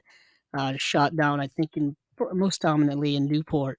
I think Robert Redford was playing Jay Gatsby, of course. Mia Farrow was playing Daisy Buchanan. Karen Black was Myrtle Wilson. Bruce Stern was Tom Buchanan. Yeah, Fascinating. this was the version we watched in high school a lot. It was Yeah, this one. Sam Yeah. Waterston was Nick Carraway. This is a cast here. Yeah. Just a great cast. And it's not a film that's actually remembered for being all that great. Directed by Jack Clayton, who directed The Innocents. Written by Francis Ford Coppola, wrote the screenplay for it. It's this should have been like an amazing all around movie. Like, it's got all the names. Yeah. It's got all the names. This should be, like, very well known. I know a lot of people like it, but I know that it's not really, like, well remembered as a great movie. But yeah, and then after that, we got the one from 2013. So this is story that's been readapted so many times. For me, I've always loved the story, loved the novel. Um, so yeah, so I was surprised that this was getting a release because I don't think it has a release at all. Um, while I think the other ones have, I know that the one from 2013, obviously, the one from 1974 has had two Blu-ray releases actually, and then this one I don't think has ever gotten a Blu-ray release anywhere before Okay. until now. Well, complete your Great Gatsby, except I for know the my Great except for the Gatsby silent film, obviously. franchise. But, But what they do have a couple of other things here. Um, like I just want to say, yeah, the Spiral Road is definitely something I'm interested in. Rock Hudson always gets me. Burl Ives is in it. Gina Rowlands. Gina Rowlands is probably one of the greatest actresses of all time that doesn't get mentioned too often. She, of course, did a lot of work with John Cassavetes. If you have the Cassavetes box set from Criterion, you've got a lot of her great work in it. Um, yeah, so this is a pretty solid slate. it's a From, sneaky right. slate, but it's, yeah, It may not be the titles that you're aware of, but if you dig a little deeper, it's like it's yeah, some pretty stuff here. yeah. Alright. Well, let's get to these, crazy box set slates. I noticed how you saved these for last. Yeah, you see how I did that? So we're gonna start with Genius. yeah, I know, that's why I'm here. Um, Severin Films, they announced their May slate, and they started out with a bang here with, a new box set called, Danza Macabra, Volume 1, the Italian Gothic collection that has 1, 2, 3, 4, 5 films in it. And them 5 films are on disc 1, The Monster of the Opera from 1964. Disc 2 has The Seventh Grave from 1965. From 1970, we have Scream of the Demon Lover, which is a great title. Um, and on disc 4, we have Lady Frankenstein from 1971. So yeah, and then they have a single title here from the director Peter Greenway, which is Drowning by Numbers, and it's getting a 4K release. So yeah, any first impressions here? I know Andrew, you took some time to watch all of these films. Yeah, they actually are all on YouTube right now in not great quality. We're talking you may not like you may not see what's on the screen type of quality. But with this new release, of course, which is where Severin Y- always excels, you're going to get 2K oh yeah, restorations from yeah. original camera negatives on. Uh, it There's like looks like 3 out of 4 of them. Seventh Grave, the Monster of the Opera. You're getting a 4K restoration from the original negative on Scream of the Demon Lover. Lady Frankenstein's getting a 2K restoration as well. So yeah, I mean, amazing stuff here, and it is 4 films. I said 5 earlier. I don't know why I said 5, but Well, I think because there's 5 discs. with it, yeah, 5 discs. So Oh no, I there's 4 discs. My bad. well, Hmm. I think I counted the box set itself when I was looking at the image, Ah, and gotcha. instead of yeah, just the single titles here. But Oh, you know um, what I was looking I scrolled down too far to the next one, and the next one has 2 discs in it. Never yeah, mind. yeah. That's why I thought there was a 5th disc. But for me, yeah, I got to see all of them. If I were to rank these just randomly, um, Well, don't I rank them think randomly because then we won't know what the rank is. yeah, that's true. I guess I meant out of nowhere, like, if I was Yeah, just no, doing it off I the top know. of my head. Yeah, Scream of the Demon Lover, I thought was surprisingly very good and engaging yeah. throughout. Lady Frankenstein, um, Lady Frankenstein is the second, and then um, uh, Monster of the Opera, and then the Seventh Grave would be the one at the fourth spot. Um, Interesting films. One, our friend Kat Ellinger, I had a She significant amount of work in this set. Yeah, we they know that we have a new episode with Kat Ellinger coming soon, and she teased this with us. She didn't tell us about it, but she did tease this. She was like, "I got something new coming for Severin, a Yeah, gothic thing," and and this then was it. yeah, this was it. Yeah, this was So it. yeah, Ironically, we just she just mentioned it, and then like a couple here of it days is. later, this dropped. Um, so Monster of the Opera is like Phantom of the Opera, but with a vampire as the Phantom. Okay. Uh, that's as best I can do to premise it. There's this play going on at this old shabby theater, and um, lurking in the catacombs is, of course, a vampire who's been just biding his time for hundreds of years to come back. And the woman he's fixated on is like I think like a reincarnation or like a long lost descendant of the woman of a woman that he once had a thing with. Um, and now he's back and fixated on her for some reason. I just say that. Um, so that's kind of a lot of fun. Lady Frankenstein. Do you know who plays Dr. Frankenstein in this? Uh, Joseph Cotton. oh, wow. I saw him and I'm like, is that Joseph Cotton? And lo and behold, it's Joseph Cotton, and Holy he's in the shit. film for a Joseph little Cotton. bit.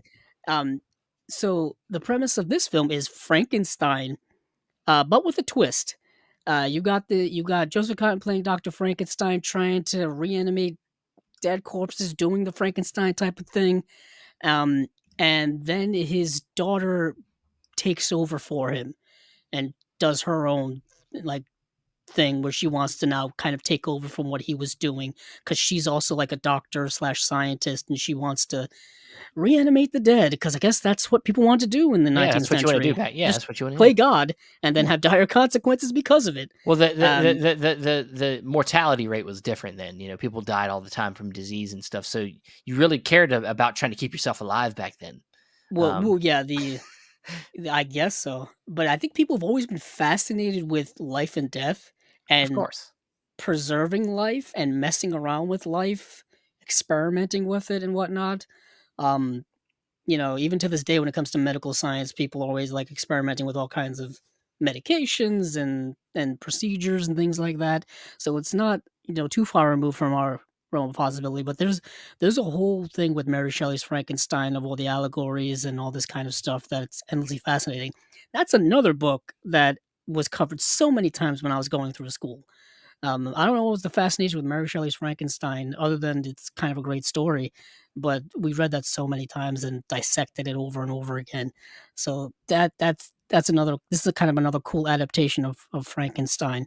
Um, Scream of the Demon Lover, like I said, was my favorite. 1970. Um, these are actually all directed by different directors as well, so Yeah. you get different sense of style and like flair in each of these. And that Lady Frankenstein film was actually co-produced by Roger Corman, so that's kinda Yes, kinda yes, it fun. was. Yeah. Um, so this is another one that's like a Frankenstein, Dr. Jekyll, Mr. Hyde type of story where this woman basically takes a job as a biochemist with this baron who is kind of living in this reclusive castle in some nondescript European area. And she goes there and she's trying to figure out kind of what's going on because the local townspeople kind of hate him because every woman that goes there kind of ends up like mangled and dead. So she ends up taking a job there and tries to like it's like trying to figure out what's going on. Weird things are happening at night, and is she being drugged? Are they having dreams? Is it real? Is it not? Um, I was engaged throughout the entire mystery and just really enraptured by it for pretty much its entire running time. It's another one of those things where it's got violence and like gratuitous nudity and whatnot, but I thought it was good. And I watched an English dub version of it, and the English dub version was surprisingly good. I'm a purist when it comes to these things. If I can't watch it in its original language, I really don't want to watch it. But uh, You don't when have they're a choice dropping you don't have a yeah, choice when they're sometimes dropping with things on Thursday and you gotta record on Saturday, you don't have a choice. yeah. You just gotta roll with what you can find. And I found it, and I would thought it was really, really good and engaging. Um, so I yeah, this box set is a solid box set. Um, and then like I said, the Seventh Grave was something that I was expecting something different, and it gave me what I wasn't what I it was kind of a lesser version of what I was expecting. Um, so it takes I think it's oh boy, it's tough to describe. It's tough to describe because this was probably the lowest quality of everything I saw. It is available, like I said, on YouTube. Um, but it takes like the dead are supposed to be coming back from, from being dead, coming back Oh, to sure, life, yeah, yeah. and like it's kind of like one person where I kind of thought it was the way they sell it to me. The IMDb premise is this: ghosts and dead bodies infest a small 19th century village. Their souls look for revenge only. And that's not really selling the movie of what we got in it. It's like Yeah, one body, and it's like like set in a small, like one area place. yeah. It's a little underwhelming. A little underwhelming. Kind of the weakest film of these four. As you can tell that I'm not really talking about it much because I didn't really Yeah, care for it. yeah. But 3 out of 4 pretty solid films are not bad. Yeah, Scott, I you think it's you a you solid box set from Severin. yeah, Scott, you a fan of, gothic horror or, Euro Mind cult it, but horror? I don't mind it. I honestly don't have much experience with it though. Yeah, But another set where it's like even though I haven't seen the films, I'm still glad it exists. definitely, and that box art is Yes. amazing. Yeah, yeah, I mean, I've said it many times. Severin might be the bet. I mean, like, I'm a big fan of the indicator sets, which we'll talk about them next, but, um, dude, Severin just keeps killing it with these sets, and just the aesthetics of their sets are just always just designed, and the artwork is just always just immaculate, and it kills me. It's just it. I don't even. I mean, it's not. I mean, of course, I'm always about the films, but god damn it, if these are just great art pieces to put on the shelf, Mhm. like they just look amazing. And it's not the easiest thing to pull off, making that It's original art not. look good. No, man, damn. Especially with these things that and we not even seeing the inner parts of this. A lot of times, with their inner, they do more on the inner part. That's Yeah. just little touches that make it even better. And Yeah, and the construction of the boxes, just the physical construction of the boxes, which is an underrated thing. The cardboard is, thicker, sturdier, and they're just more solid. You're not afraid. I wouldn't, toss these around like basketballs, but I would, why would you um, do that, Andrew? I don't know You why would I brought it do that. up. Like, Yeah. well, some sets I have just from sitting on the shelf like, start falling apart, like, not even touching them. At least with these severed box sets, at least They're I feel they're okay failing under opening the them up, weight. taking the stuff out. Yeah. Yeah, there are some that I don't feel comfortable opening up that much, um, just in general, because 'cause I'm afraid of bending the cardboard, removing the discs sometimes is difficult in some of these sets. Now with Severin, they're all individual cases. They're in a solid, sturdy box, Yeah. easy to open, easy to close, you're not manipulating anything. The artwork, you get artwork on every single, case. You get artwork on the discs, artwork on the box. A lot of production goes into these sets, and they actually, some are in different genres, some are in different eras of film, but they all like kind of blend a little bit on the shelves if you look at them from a certain point of view. There's like a continue like feel to each of them. Yeah. And this set looks really amazing. Just the artwork and in the cover art is incredibly gothic. It's a graveyard. There's a castle slash mansion in the background. There's a skull on it. There's crooked crosses. There's you know bent trees. It gives you that vibe. Just Yeah. gives you that vibe and puts you right in it. But this is not the only release from them. Yes. Yeah, I also mentioned the Peter Greenway film, um, Drowning by Numbers, which is getting a 4K release. This is a filmmaker that I think is starting to get a lot of his stuff put out. I think people have been clamoring for some of this filmmaker's stuff. I know The Cook, the Thief, and the Wife and her Lover is one that people really. I don't know if it's had a great release yet or not. Um, but I know that's one of his higher end films. I own one of his films, I think it's called The Pillow, from Indicator. Indicator put out a release. I believe it's called The Pillow something. Um, but I haven't watched it yet. Um, but this is a filmmaker I hear a lot of people talking about. And this film, Drowning by Numbers, is described as, let's see here.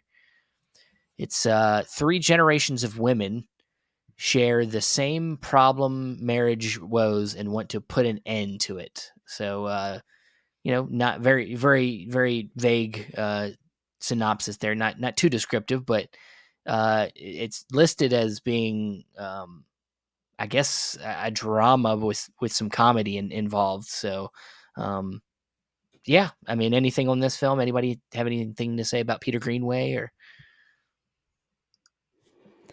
I can tell you that the cook, the thief, the cook, the thief, his wife, and her lover. Um, I think it's notoriously an NC-17 film here in the Okay. states.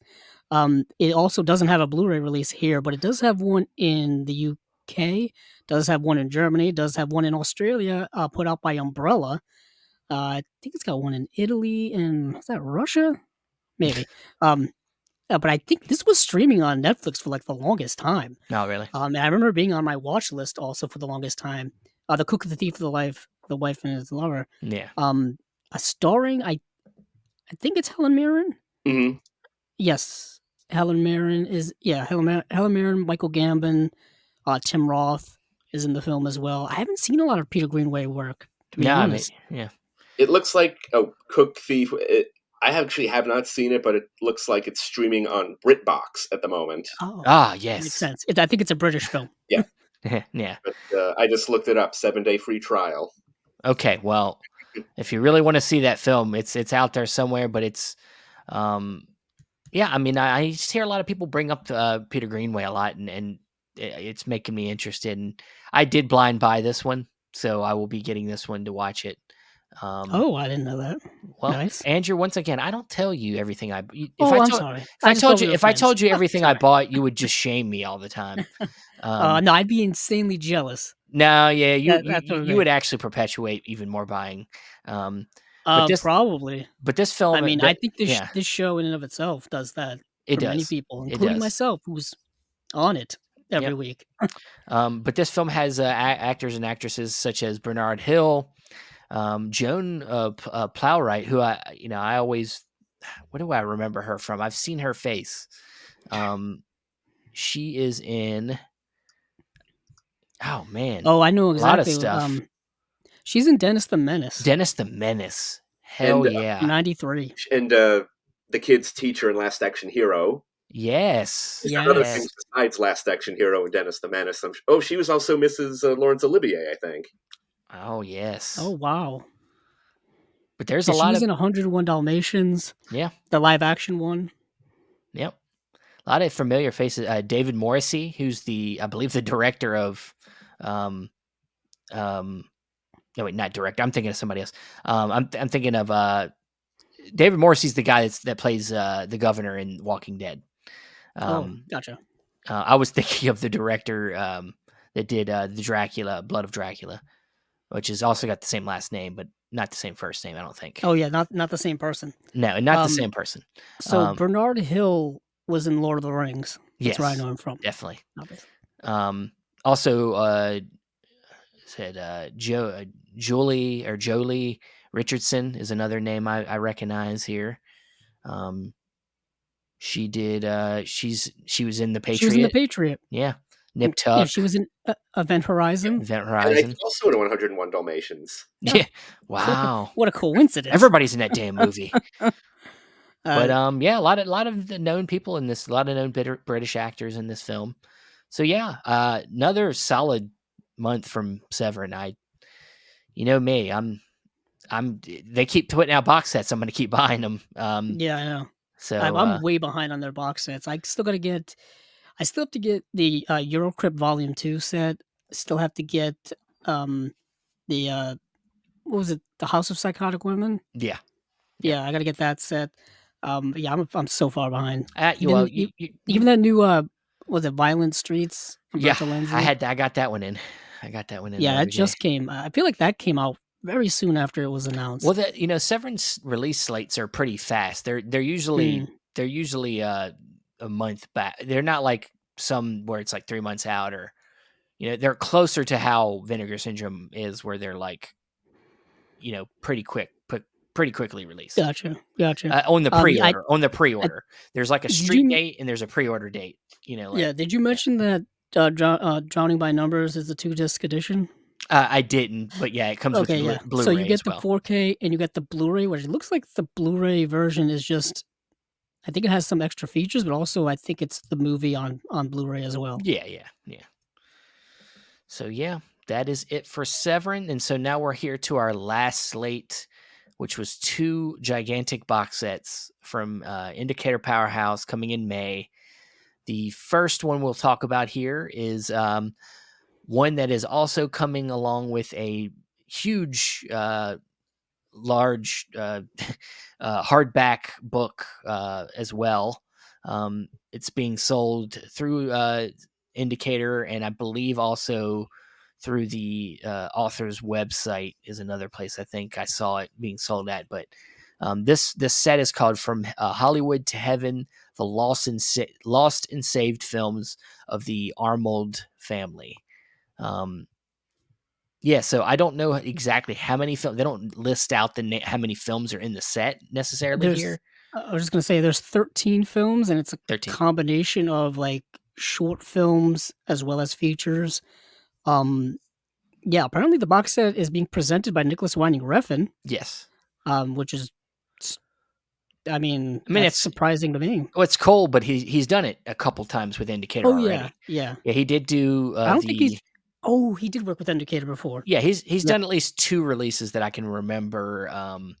I know he did the Night Tide, I was gonna say Night Tide. and then he also did another one. I believe it had Spring in the title. I can't remember the name of the movie, but he's done at least two, I think, editions with producing with Indicator, and so this is a big one here. And yeah, so presented by Nicholas Winding Refn, From Hollywood to Heaven tells the extraordinary story of the truly unique American filmmaking family. For almost half a century, June, John, Tim Arnold, a Nashville mother, father, son trio, cranked out a wild bunch of movies from Lash LaRue westerns to stripper gore musical outrage, the exotic ones, and plugged into every area of showbiz. That's what's more, they did they did everything on a shoestring budget, totally independently with no studio to back them. So this is truly another kind of deep, obscure thing, kind of like the Michael J. Murphy set, where you're taking something that's almost just unknown to most people and just giving them all the love in the world with these new restorations and a lot of new features to contextualize all this stuff. You're getting 100-page book. You're getting, and this is also region free, so everybody's gonna have access to this. And just tons of audio commentaries. Um, yeah, this is John and Sam know exactly how to push my buttons. This is they know that if they do something this obscure, I'm gonna be all over it. So yeah, you did say you were able to watch one of these films. I did watch, one of these films. It's yeah, I got to watch at least one of them. I didn't even have time to look at, um, to see where these actually are available to watch. This is probably some of the most obscure stuff they've put out, Indicator does, but I just wanna say something like this, this is kind of talking with John and Sam, seeing their release type of style and whatnot. This is very much in their wheelhouse. This is kind of what they want to do at the heart of Indicator is grasp or uncover on films that have been completely forgotten about, maybe never even were known about in the first place, deep archive diving and stuff like this. So I noticed, of course, once again, pushback against another one of their more obscure releases. But it's like this is kind of what the purpose of their label is, kind of what the purpose of boutique labeling is in many cases is discovering the undiscovered. And yes, I just noticed that there was pushback against that. Well, Um, we've been talking about that for a while. There's been a lot of people yeah, that just don't the gatekeeping thing of like just people trying to question why certain releases are coming out from certain companies, and I just think that people need to just stop that shit. It's just yeah, annoying. Just let, let, uh, let us please, if you're not into it, fine, just shut up. Don't talk about it. Let us yeah. enjoy people that actually want to discover something new. Enjoy what's getting released here. Very much so. So I watched. Scott, what were you saying? Yeah, but No, Scott. just a, and also, just because they're releasing this doesn't mean that they had to cancel something else No, too. no, Exactly. It's not like this is and the place of something more popular. exactly. No, they got to keep the lights on too, so they know that to do this, they have to do something else maybe, or it's not like they're, like just pushing off all the big tentpole movies to do this thing. But the thing is there's like hundreds of other labels that are putting out different things. We don't need to get the same, core movies always being put out with new restorations and new things. These are things that we've never heard of. You might discover something new here that you love, even if it seems out there and crazy. Like you got to open your mind up to this stuff. And yeah, not everybody wants to spend this much money to get something new and discover, but maybe a friend has it, or maybe there'll be a way to stream this one day. But now there's new restorations for it to do that. If the indicator didn't put in the time and money to do that, you would have never Yeah, had any of this stuff ever have a chance to see the light of day again. yeah, And a that, lot of this deep archiving stuff they're doing is also a way to preserve. Yeah. preserve a lot of this stuff that's probably been sitting in vaults and collections and places for years. I mean, the Michael J. Murphy set, which we brought out. I don't have the set, but I know Steven, you have it, and the way you've described it to me, it's kind of a modern miracle that that set Yeah. even exists because of the state in which those films are in.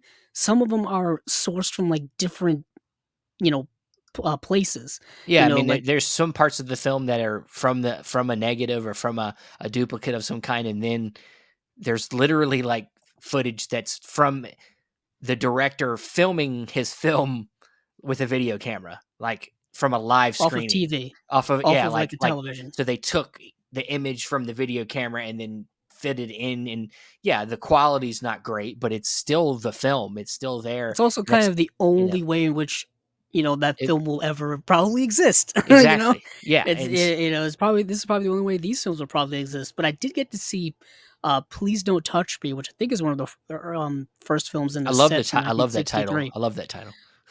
It's a very direct title and very Please don't touch apropos me. to the Yeah. movie. So the movie only clocks in at 67 minutes. So the premise is a woman is unable to have sex with her husband, goes to a psychiatrist for help. He sends her to a hypnotist who finds out she has a deep, dark secret. It is as obvious as you think it is. But there is a little bit of a twist on it. But the way in which this film is structured, it starts out with with the traumatic event that triggers this type of thing.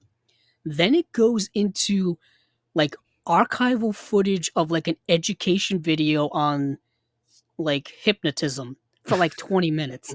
And then it goes back to our main story, which is like a like a rom-com, really, or maybe like a romantic drama between these two couples that just can't. There's a distance between them, they can't quite connect with one another, and then we get to the reasons why that is, and she goes to the hypnotist and whatnot, and all of this is done in 67 minutes, and it's just a jumbled, insane mess of a movie. But it's fascinating that they're approaching this very serious topic in such a manner. Hmm. Low budget as heck, not great acting, not great production value, but it's very interesting how it's trying to tackle this very serious subject Hmm. in this low budgeted manner. But that's the only film I got to see in the set. Just time being a thing, and also these films are probably not that easy to find in general. Yeah. Yeah. Uh, but yeah, this is another box set from them that's I'm fascinated It's about. it's it's it's going to be a fascination for a lot of people, but maybe not everything not something for everybody. But I did allude to the book that's also coming with this. Yeah, Um, 100 pages. yeah, one no, no, no. There's a whole big hardback book, Oh, do you mean the book the book? book, Yeah. in associate. It's being put out by Fab Press publications, and Yeah, this thing looks like a giant coffee table yes. hardcover book with a slip case.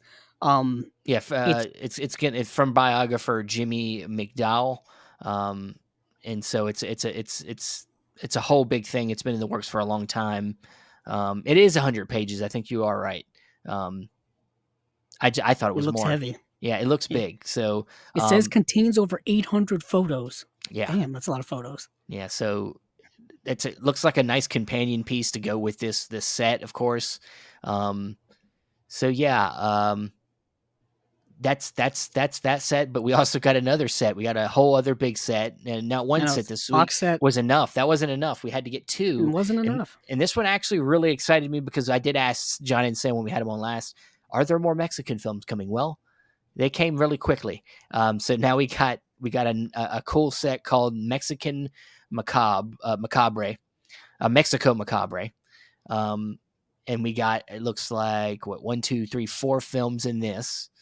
Um, and it says Mexico Macabre, four sinister tales from the Almanda Films Vault from 1959 to 1963. These four macabre titles from the vaults of one of Mexico's best known film companies offers uniquely Mexican takes on the ghosts, witches, and monsters familiar to fans of horror cinema and fiction. So, yeah. Anything were you able to check out any of these, Andrew? I did. I got to see two of them. I saw the Brainiac and the Curse of the Crying Woman. Um, Also, let me go on a little bit of a pissed off rant here. Damn it. Um, we talk about um, thank you for being a free service and whatnot, and keeping us from watching this stuff. But if you're gonna have you know one of these movies, it would be nice if it had English subtitles to go with it. I Yeah. wa- they have two of these films um streaming on there. They have the Black Pit of Dr. M with no subtitles. And any place else that I could find it, YouTube has it, no subtitles. Mm. And I was like, I just found that very fascinating. Obviously, if you speak the Spanish language, you don't need That's not a subtitles or problem. Yeah. whatever. It's not a problem. But for someone like me or maybe others listening and whatnot, they don't have it. But Tubi typically does have it in those cases. Maybe they're just never been available. That Maybe could be not. another. Maybe not. Yeah, that's always Um, possible too. yeah, that's always possible. That's always, a very possible thing. I know that sounds very elitist, like, there should be subtitles because I don't speak Spanish, and no, I want to watch these movies. I want to watch these movies. I don't get the chance to, but I did get to watch, the Brainiac, and the Brainiac is, okay. So in 1960 in no 19 in 1661 in Mexico, um a baron is sentenced to be like burned alive during like an inquisition. Like there's like an inquisition going on. He's burned alive, but through witchcraft and like supernatural stuff, um there's a comet going over, and for some reason when that comet returns in however many years time, he's going to return from the dead. But he does return from the dead, but he's like this supernatural monster creature, and he's getting revenge on the descendants of all the people that put him to death. And it's kind of really cool, like special effects. If you see the cover of the box, um, that's the monster that he basically comes back as. Oh, Is okay. this like grotesque looking monster?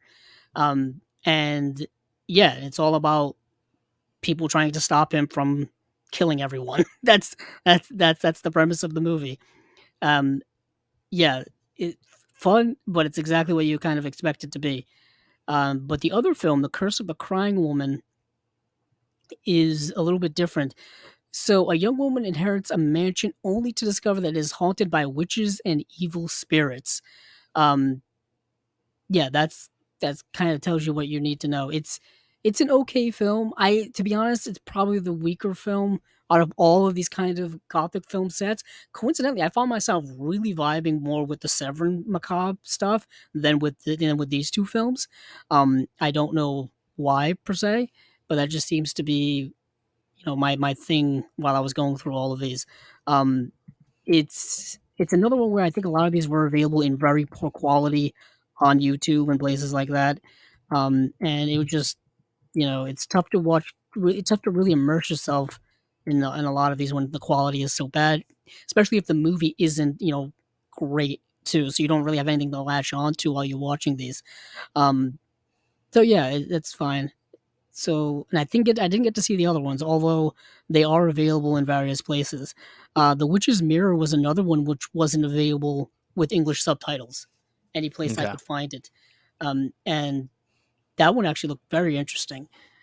So that's all I have to say about the set here. It still intrigues me though. These box sets Yeah. are yet again kind of like Severin, very well constructed. Yeah, You know, definitely well constructed, but these are both region free, so that's always great. They're of course Indicator also known for tons of features included in their sets. A lot of course, all basically new stuff because a lot of the stuff has never had releases before. So, tons of new audio commentaries. You got a lot of conversations about the directors of these films by author El Dorado. I'm probably pronouncing Del La Vega. I'm mispronouncing. You know me. I yeah, kill yeah. everything. You said it pretty close. I, Eduardo de la Vega. yeah. But lots of stuff in here that will help widen Yeah, your each knowledge of of them these have audio films. commentaries. I think they're all getting um, high def remasters. Yeah. Yeah. So it's once again that another I think another group of films where they're really just kind of resurrecting some stuff here, and that's what I love seeing from any company. And yeah, anything else left to say? You watch any kind of Mexican films, Scott? Uh, Honestly, can't say that I have. Yeah, no, yeah, But me either. I've barely seen any, but no, yeah, set looks pretty. This set looks pretty cool. I'm almost surprised that Guillermo del Toro didn't contribute to it in some respect. he does tend to always show up in a lot of Spanish films. Like really, he always likes to get his words in there, which is always cool. Yeah, And the genre itself too being kind of something I was gonna say yeah, gothic horror is kind of his thing. I yeah, mean, Crimson Peak was his gothic horror movie, which they sold to us as a straight horror movie. yeah. And then when people went to see it, they didn't know that gothic horror and straight horror are not Not the the same same thing. thing. Especially when you add like a little romance to it as well, like Yeah. romance gothic horror. Now you're getting into like Wuthering Heights What's funny and about like that stuff is like he that. he literally He kept ma saying it in he interviews kept too, saying it goddamn all the time. over and over again. It's a He's gothic like, horror. It's a romantic gothic horror. yeah, Gothic horror. Gothic. yeah. And Then nobody listened. Yeah. and then the trailer would just show us ghosts and stuff, and it's Yeah. like, yeah, there are ghosts in it, but they're not. This isn't like The Haunting or something like Yeah. that. Yeah. There's more to it than that, It's a different and that's pace. kind Yeah. of the facets with when you put gothic on something, it shifts things. You know what I mean?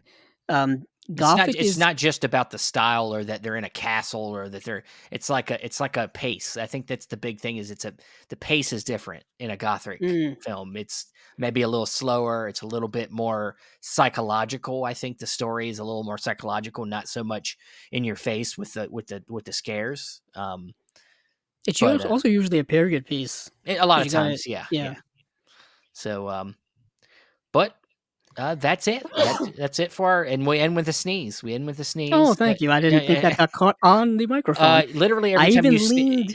you do, but I think you don't realize that every time you do, we hear it every time. Um, Oh, all right. you're not Make that sure you good cut at that out. you can edit then. Yeah. I'm not coming in and getting every sneeze you have and cough. Okay. That's it's okay that it happens sometimes. But Scott, I, once I know again, you thank don't. you for joining us. Oh yeah, you're welcome. And I know you don't really cover the major studios and their Not announcements. all the time, but what you got? What you got? No, I'm looking forward to the Star Trek Next Generation film collection in What? 4K, Good which, thing you're Yeah. here. knock on wood, will be the last time I ever buy them. Um, Unfortunately, the bonus discs from the previous Blu-ray set are not included, so still have to hold on to those. But the 4K transfers have been playing on HBO Max, and Yeah. they're so much better. Oh yeah. I mean, Nice. the Nice. Blu-rays of the next gen films weren't bad, but they just look so much better. And First Contact was playing. It was like streaming on Amazon Prime like 2 years ago, and I played it, and like the first minute, it's like this is a new transfer, and that was ages ago. But it'll be nice to have the whole set again, and until the next release, I guess. Oh God, no, you can't do it again, man. Don't. I was just gonna. I Yeah. was actually yeah, because I know we had brought up. Oh goodness, I think your first time you were here, we brought up the original cast movies, and that I think a Blu-ray had just been released of those movies, and then fast forwarding 2 to 3 years later, and the 4Ks have now come out, and now the 4Ks have finally come out of the next generation films.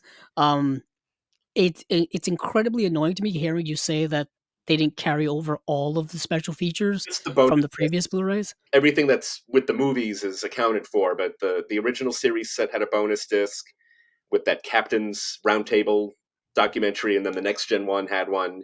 Nothing super substantial, but it's like, Right. come on. Yeah, it's like Yeah. if you're gonna carry everything else over, just bring it all over. Make God damn it, just make get it all. definitive versions of these movies. And I know Star Trek fans have been waiting really forever for these 4K remasters and stuff like that. Um, yeah, it's yeah. When every time that gets announced, I do think of Scott right away because I know that he's a Star fan of it, Trek nerds. and we talked Yeah. about when you had gone to the premiere of the new restoration of the motion picture, right? yeah, Yes. yeah, we talked about that, I guess, the last time I was here, Last and I've time, got the yeah. Yes. Blu-ray set or the 4K set sitting on my shelf, and yeah, pretty cool. I mean, do I? Yeah, of course. Do I wish there were more extras? Of course, but all things considered, they did a very good job, and they included some swag, bumper stickers and artwork and so on. And yeah, I'm happy that exists, and it's sitting on my shelf separately since it doesn't fit in. You can't really slot that set in with the other ones. Yeah. Um, I was just gonna ask which version of the motion picture, which edition did you end up getting? Did you end up getting the one with the extra disc and the was it the TV cut yes. of the movie Well, was it, on it there? has. Well, I got the set with all of the films, and then I got that set, which is just the motion picture, but it has the theatrical cut, which I've always been a fan of anyway, the new director's edition, and the ABC TV version, which is actually the one I grew up watching. Um, you, for whatever reason, when I was like 10, 11, 12 years old, first getting into Trek, the USA Network used to air Star Trek the Motion Picture all the time, but it was the extended TV cut with everything added back in, and with commercials. I think it was something like 3.5 hours. But you know what? I was never bored, even as a kid watching it. Never bored, and it's cool to have that for posterity. Even though you realize, for the most part, there's one little added bit I wish they had put in the director's edition that they didn't. A little character moment, but other than that, not a whole lot was really lost when they cut it. Nice, nice. I just wanted to ask because I kind of hate when they do that when they put out when they're putting out new editions of a movie and they'll put out like a special, like, extra edition with 1 extra disc, with 1 extra feature, and it's Mhm. like and I know that the packaging for that edition is different than the other packaging, it's not like a regular case with just a 3rd disc spot. No, there's like a isn't it like it's like a wide, like, rectangular piece, and I'm pretty sure it's a mess for people to put on shelves. There it is. But surprise, very Scott but thin, very thin.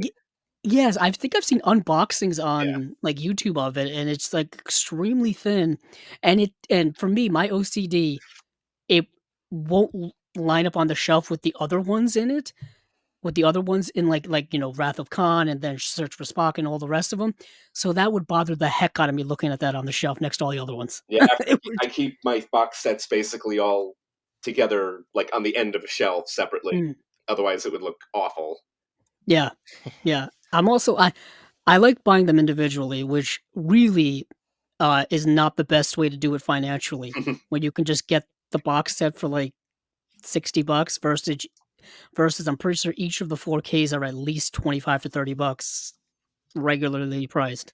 When it comes to those Star Trek 4Ks, um, yeah, it just yeah it makes my OCD as a collector go off the charts. And Steven, I know you don't have that problem. I don't care.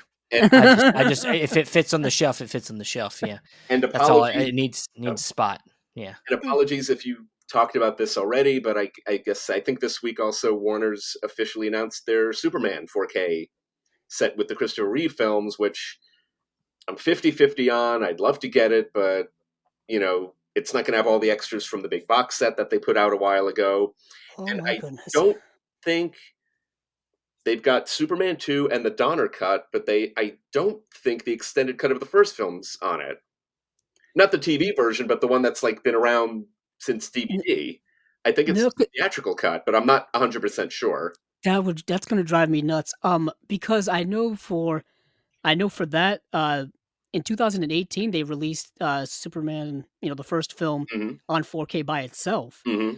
And then Warner Archive, like, years ago, released, um, the, um, the television cut, which is, like, the 3rd cut, um, by along with the extended cut on Blu-ray. So, yeah, it's kind of an absolute mess when it comes to, like, which cut is where. Um Yeah, the 4K edition came with, I think, only the theatrical cut when that 4K first came out in 2018, 143 minutes, and I think the extended cut's a little bit longer than that, and there's a 3rd TV cut of that, and it would've been nice to put all 3 of them in one set, but Warner Brothers is a little cheap when it comes to those things. As it is, it's tough for them to give us a 4K UHD release with of a movie with a remastered 4K transfer on the 4K disc, and then take that same transfer and put it on the accompanying Blu-ray. Hmm. They'll just put in the old Blu-ray that's like a decade old and be like, "Here you go," and that bothers the heck out of me too. Um, it like why that's just a cheap that's just very cheap of them. And then I guess we can bring this up is Training Day is getting a 4K UHD release, and they're packaging it in Blu-ray cases, and I Yeah, saw that. I saw that, yeah. Is this a joke? It's like, Oh, I did not see that. um, I don't know why they would I do mean, that. I mean, look, essentially, it does it really freaking matter? No, not really, but no, but it it's just just kind of odd, looks and bad. it just looks weird. Considering Um, every 4K case from every major studio is says 4K UHD on it, it's a black case, and that's the way it's been since the format started 5 years ago or longer, and just like, did they just blunder that, or they just be like, "Ah, people don't care?" It just shows that mainstream studios maybe don't pay attention to detail as much as a lot of the studios we talk about here, a lot of the boutique studios and whatnot. When they Um, when they do it well, they really can. But yeah, too many yeah, times. I've said it so many times. When they go full tilt and they go all out, you get something like Jaws in 4K, which looks amazing. But then a couple of their other back catalog titles will just look awful on Blu-ray. Paramount recently put out The Godfather in 4K, looks amazing. And then some of their other back catalog titles they won't pay attention to forever, and they just won't care. with the So with Warner Brothers, I'm just, where the hell is the Fugitive on 4K? yeah. Yeah, that's another one. I know that Blu-ray's been around since the late 2000s, Hmm. and they just keep repackaging it with worse and worse cover art, Well, my joke, more the same. when you look at how they've done like Shawshank Redemption, where it's just a shot of the two of them sitting. I mean, I joke that by the time we get the Fugitive, it'll just be like a random. It'll be a still of Harrison Ford at Crafty on set or something. yeah, Um, it's like, and I remember when they were doing their 2 disc DVD editions, 20 plus years ago, they were great. We talked about this on the last podcast about original artwork. But it's usually the marketing team that's like, well, we've put this out so many times. How can we make this one different? And even the new releases, Training Day and Cool Hand Luke and I don't think they're horrible. They're not bad, but yeah, original art 9 times out of 10 wins with me every time. yeah.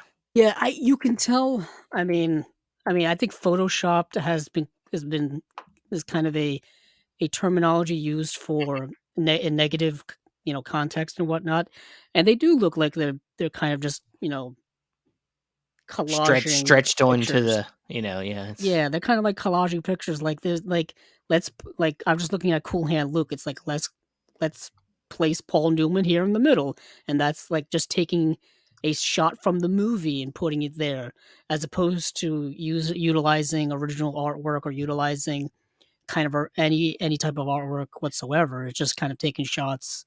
But I'll still take that over just like a giant Paul Newman head, too. Yeah. sure. Yeah, yeah, So, floaty head things is a bad thing. Yeah, Oh, floaty head things. yeah, yeah. Um, yeah, kind of is with Warner Brothers doing their whole 100-year anniversary thing, which we covered a few weeks ago.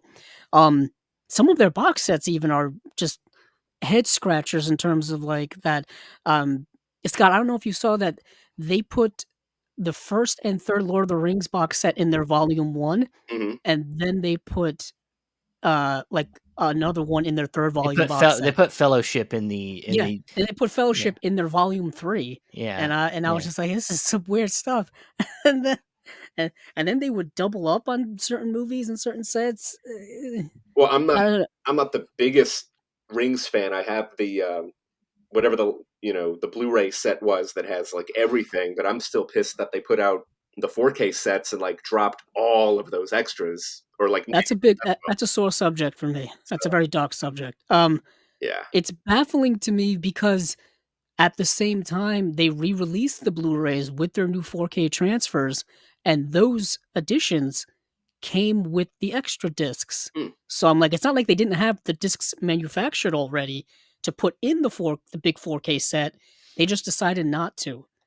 And that scratches my head. Instead of making the definitive set, they're gonna make us keep our old Blu-rays or our old DVD sets just because of the extras packages, which are legendary extras packages. Like legendary, like the standard for extras packages when it comes to like mainstream big blockbuster Mhm. movies.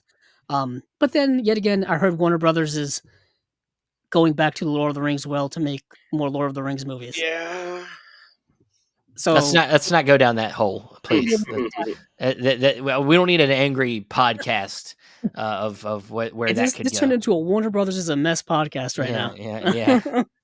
But I do want to say before we wrap it up, I do want to bring up that we did just have the Shelf Shock Rewind Awards, our first year, this past Sunday. I watched it. Um, oh, appreciate that, Mhm. Scott. Thank you, thank you. Not live, but after the fact. Awesome, man. How did we do? Was it Uh, okay? Pretty cool. It was actually cool to see, other folks sort of chiming in and uh, just for some of these labels to be recognized. Um, Maybe I'll win next year. No, I'm kidding. Um, You never know, man. Yeah. I vote, but I can't make the nominate. It's just ends up being what it is. no, I know, and Um, I'm joking, but no, I well, know well, you are. I know you are. cool I to I just, see mean, this stuff recognized, especially wasn't even just best booklet because like no one pays it. As much as we all work on them, no one pays attention to them, and even Blu-ray.com and their reviews. They almost all end the same way with Arrow, and yeah, includes one of their usual well-appointed booklets. yeah, yeah, Yeah, but this one's nice. But yeah. anyway, yeah, No, yeah, there's very little recognition for anyone who works on the physical construction of these, as well as the digital parts with the commentaries and all that kind of yeah, stuff. But even oftentimes, it's tough to find credits of who did the cover art. I mean, I think we only know, Tony Stella, because of certain boutique labels will put the credits on their website. A lot of companies just don't. Um, which you know, annoys which annoys it's me. and it's like it would be nice to know who did this cover art because it's the first thing you see when you see an announcement is the cover art. You see the movie exactly. name and the cover art. That If, they usually go hand in hand. if it were up to me, at least, well, maybe Arrow's an exception, but I'd love to see uh, like the full credits put on the website. So when you go to one of these companies and you pull up a release, it'll say the remastering credit, the cover artwork, it'll just all be there. Yeah, Like when you go to a movie's official website and you have like all the credits or something. yeah. That just me. Yeah, No, I mean, no, yeah, Criterion, I mean, they're the ones of the few that on their website on each of the releases it Mhm. says cover art done by, whomever. And a lot of companies don't do that. That's why I'm surprised sometimes Steven will say, "Yeah, this person did the cover art." And I'm like, "How did you know that?" And the only way we know it is if the person, someone else, posts on their social media about it, saying, "Hey, I did the cover art for this upcoming release." Um, that's the only way we kind of know about it. Mhm. yeah, yeah. So, and we're glad. I'm glad to hear somebody else say they enjoyed it, and of course, if you had some issues with it, we are going to be looking to improve things that needed to be improved, and just the whole process. And I know me and Ryan will probably be doing some kind of evaluation episode soon, probably in the next couple weeks, where we're going to go over the voting, go over some of the ups and downs of the first broadcasts, and talk about some of that stuff. And it'll be, I believe, a live thing, so people can chime in and talk to us, and so we'll be able to do all that stuff. But yeah, it was great to be able to recognize people in the industry and have some of them come in and do some videos and accept awards, and just be able to celebrate physical media with people for almost 3 hours. So, but yeah, so I'm excited to do that again next year. But with that said, Andrew, where can you be found? You can find me on Twitter at Capzilla06, as well as our YouTube channel, Chasing Labels. Scott, if people want to reach out to you or maybe even hire you for some work, where's the best place? ScottSaslow.com. That's SCOTTSASLOW. And I'm on Instagram at Scott Saslow and Twitter at Saslow_Scott. Awesome. And you can find me on Facebook, Stephen Billings. You can also find me at Letterboxd at at Chasing Labels, I think still. You can also find me at the other Chasing Labels pages, whether it be our Instagram, our Twitter page, and also our Facebook group, where it's a private group, so you have to ask to come in, but we let everybody in. So, but you can come in there and you can talk Chasing Labels, talk physical media releases with us. Please come in there and join us. And then you can also find the audio for the podcast on Podbean, Apple Podcasts, Stitcher, Spotify, and other places. Thanks again for listening. And hey, keep on watching them movies. I know I will.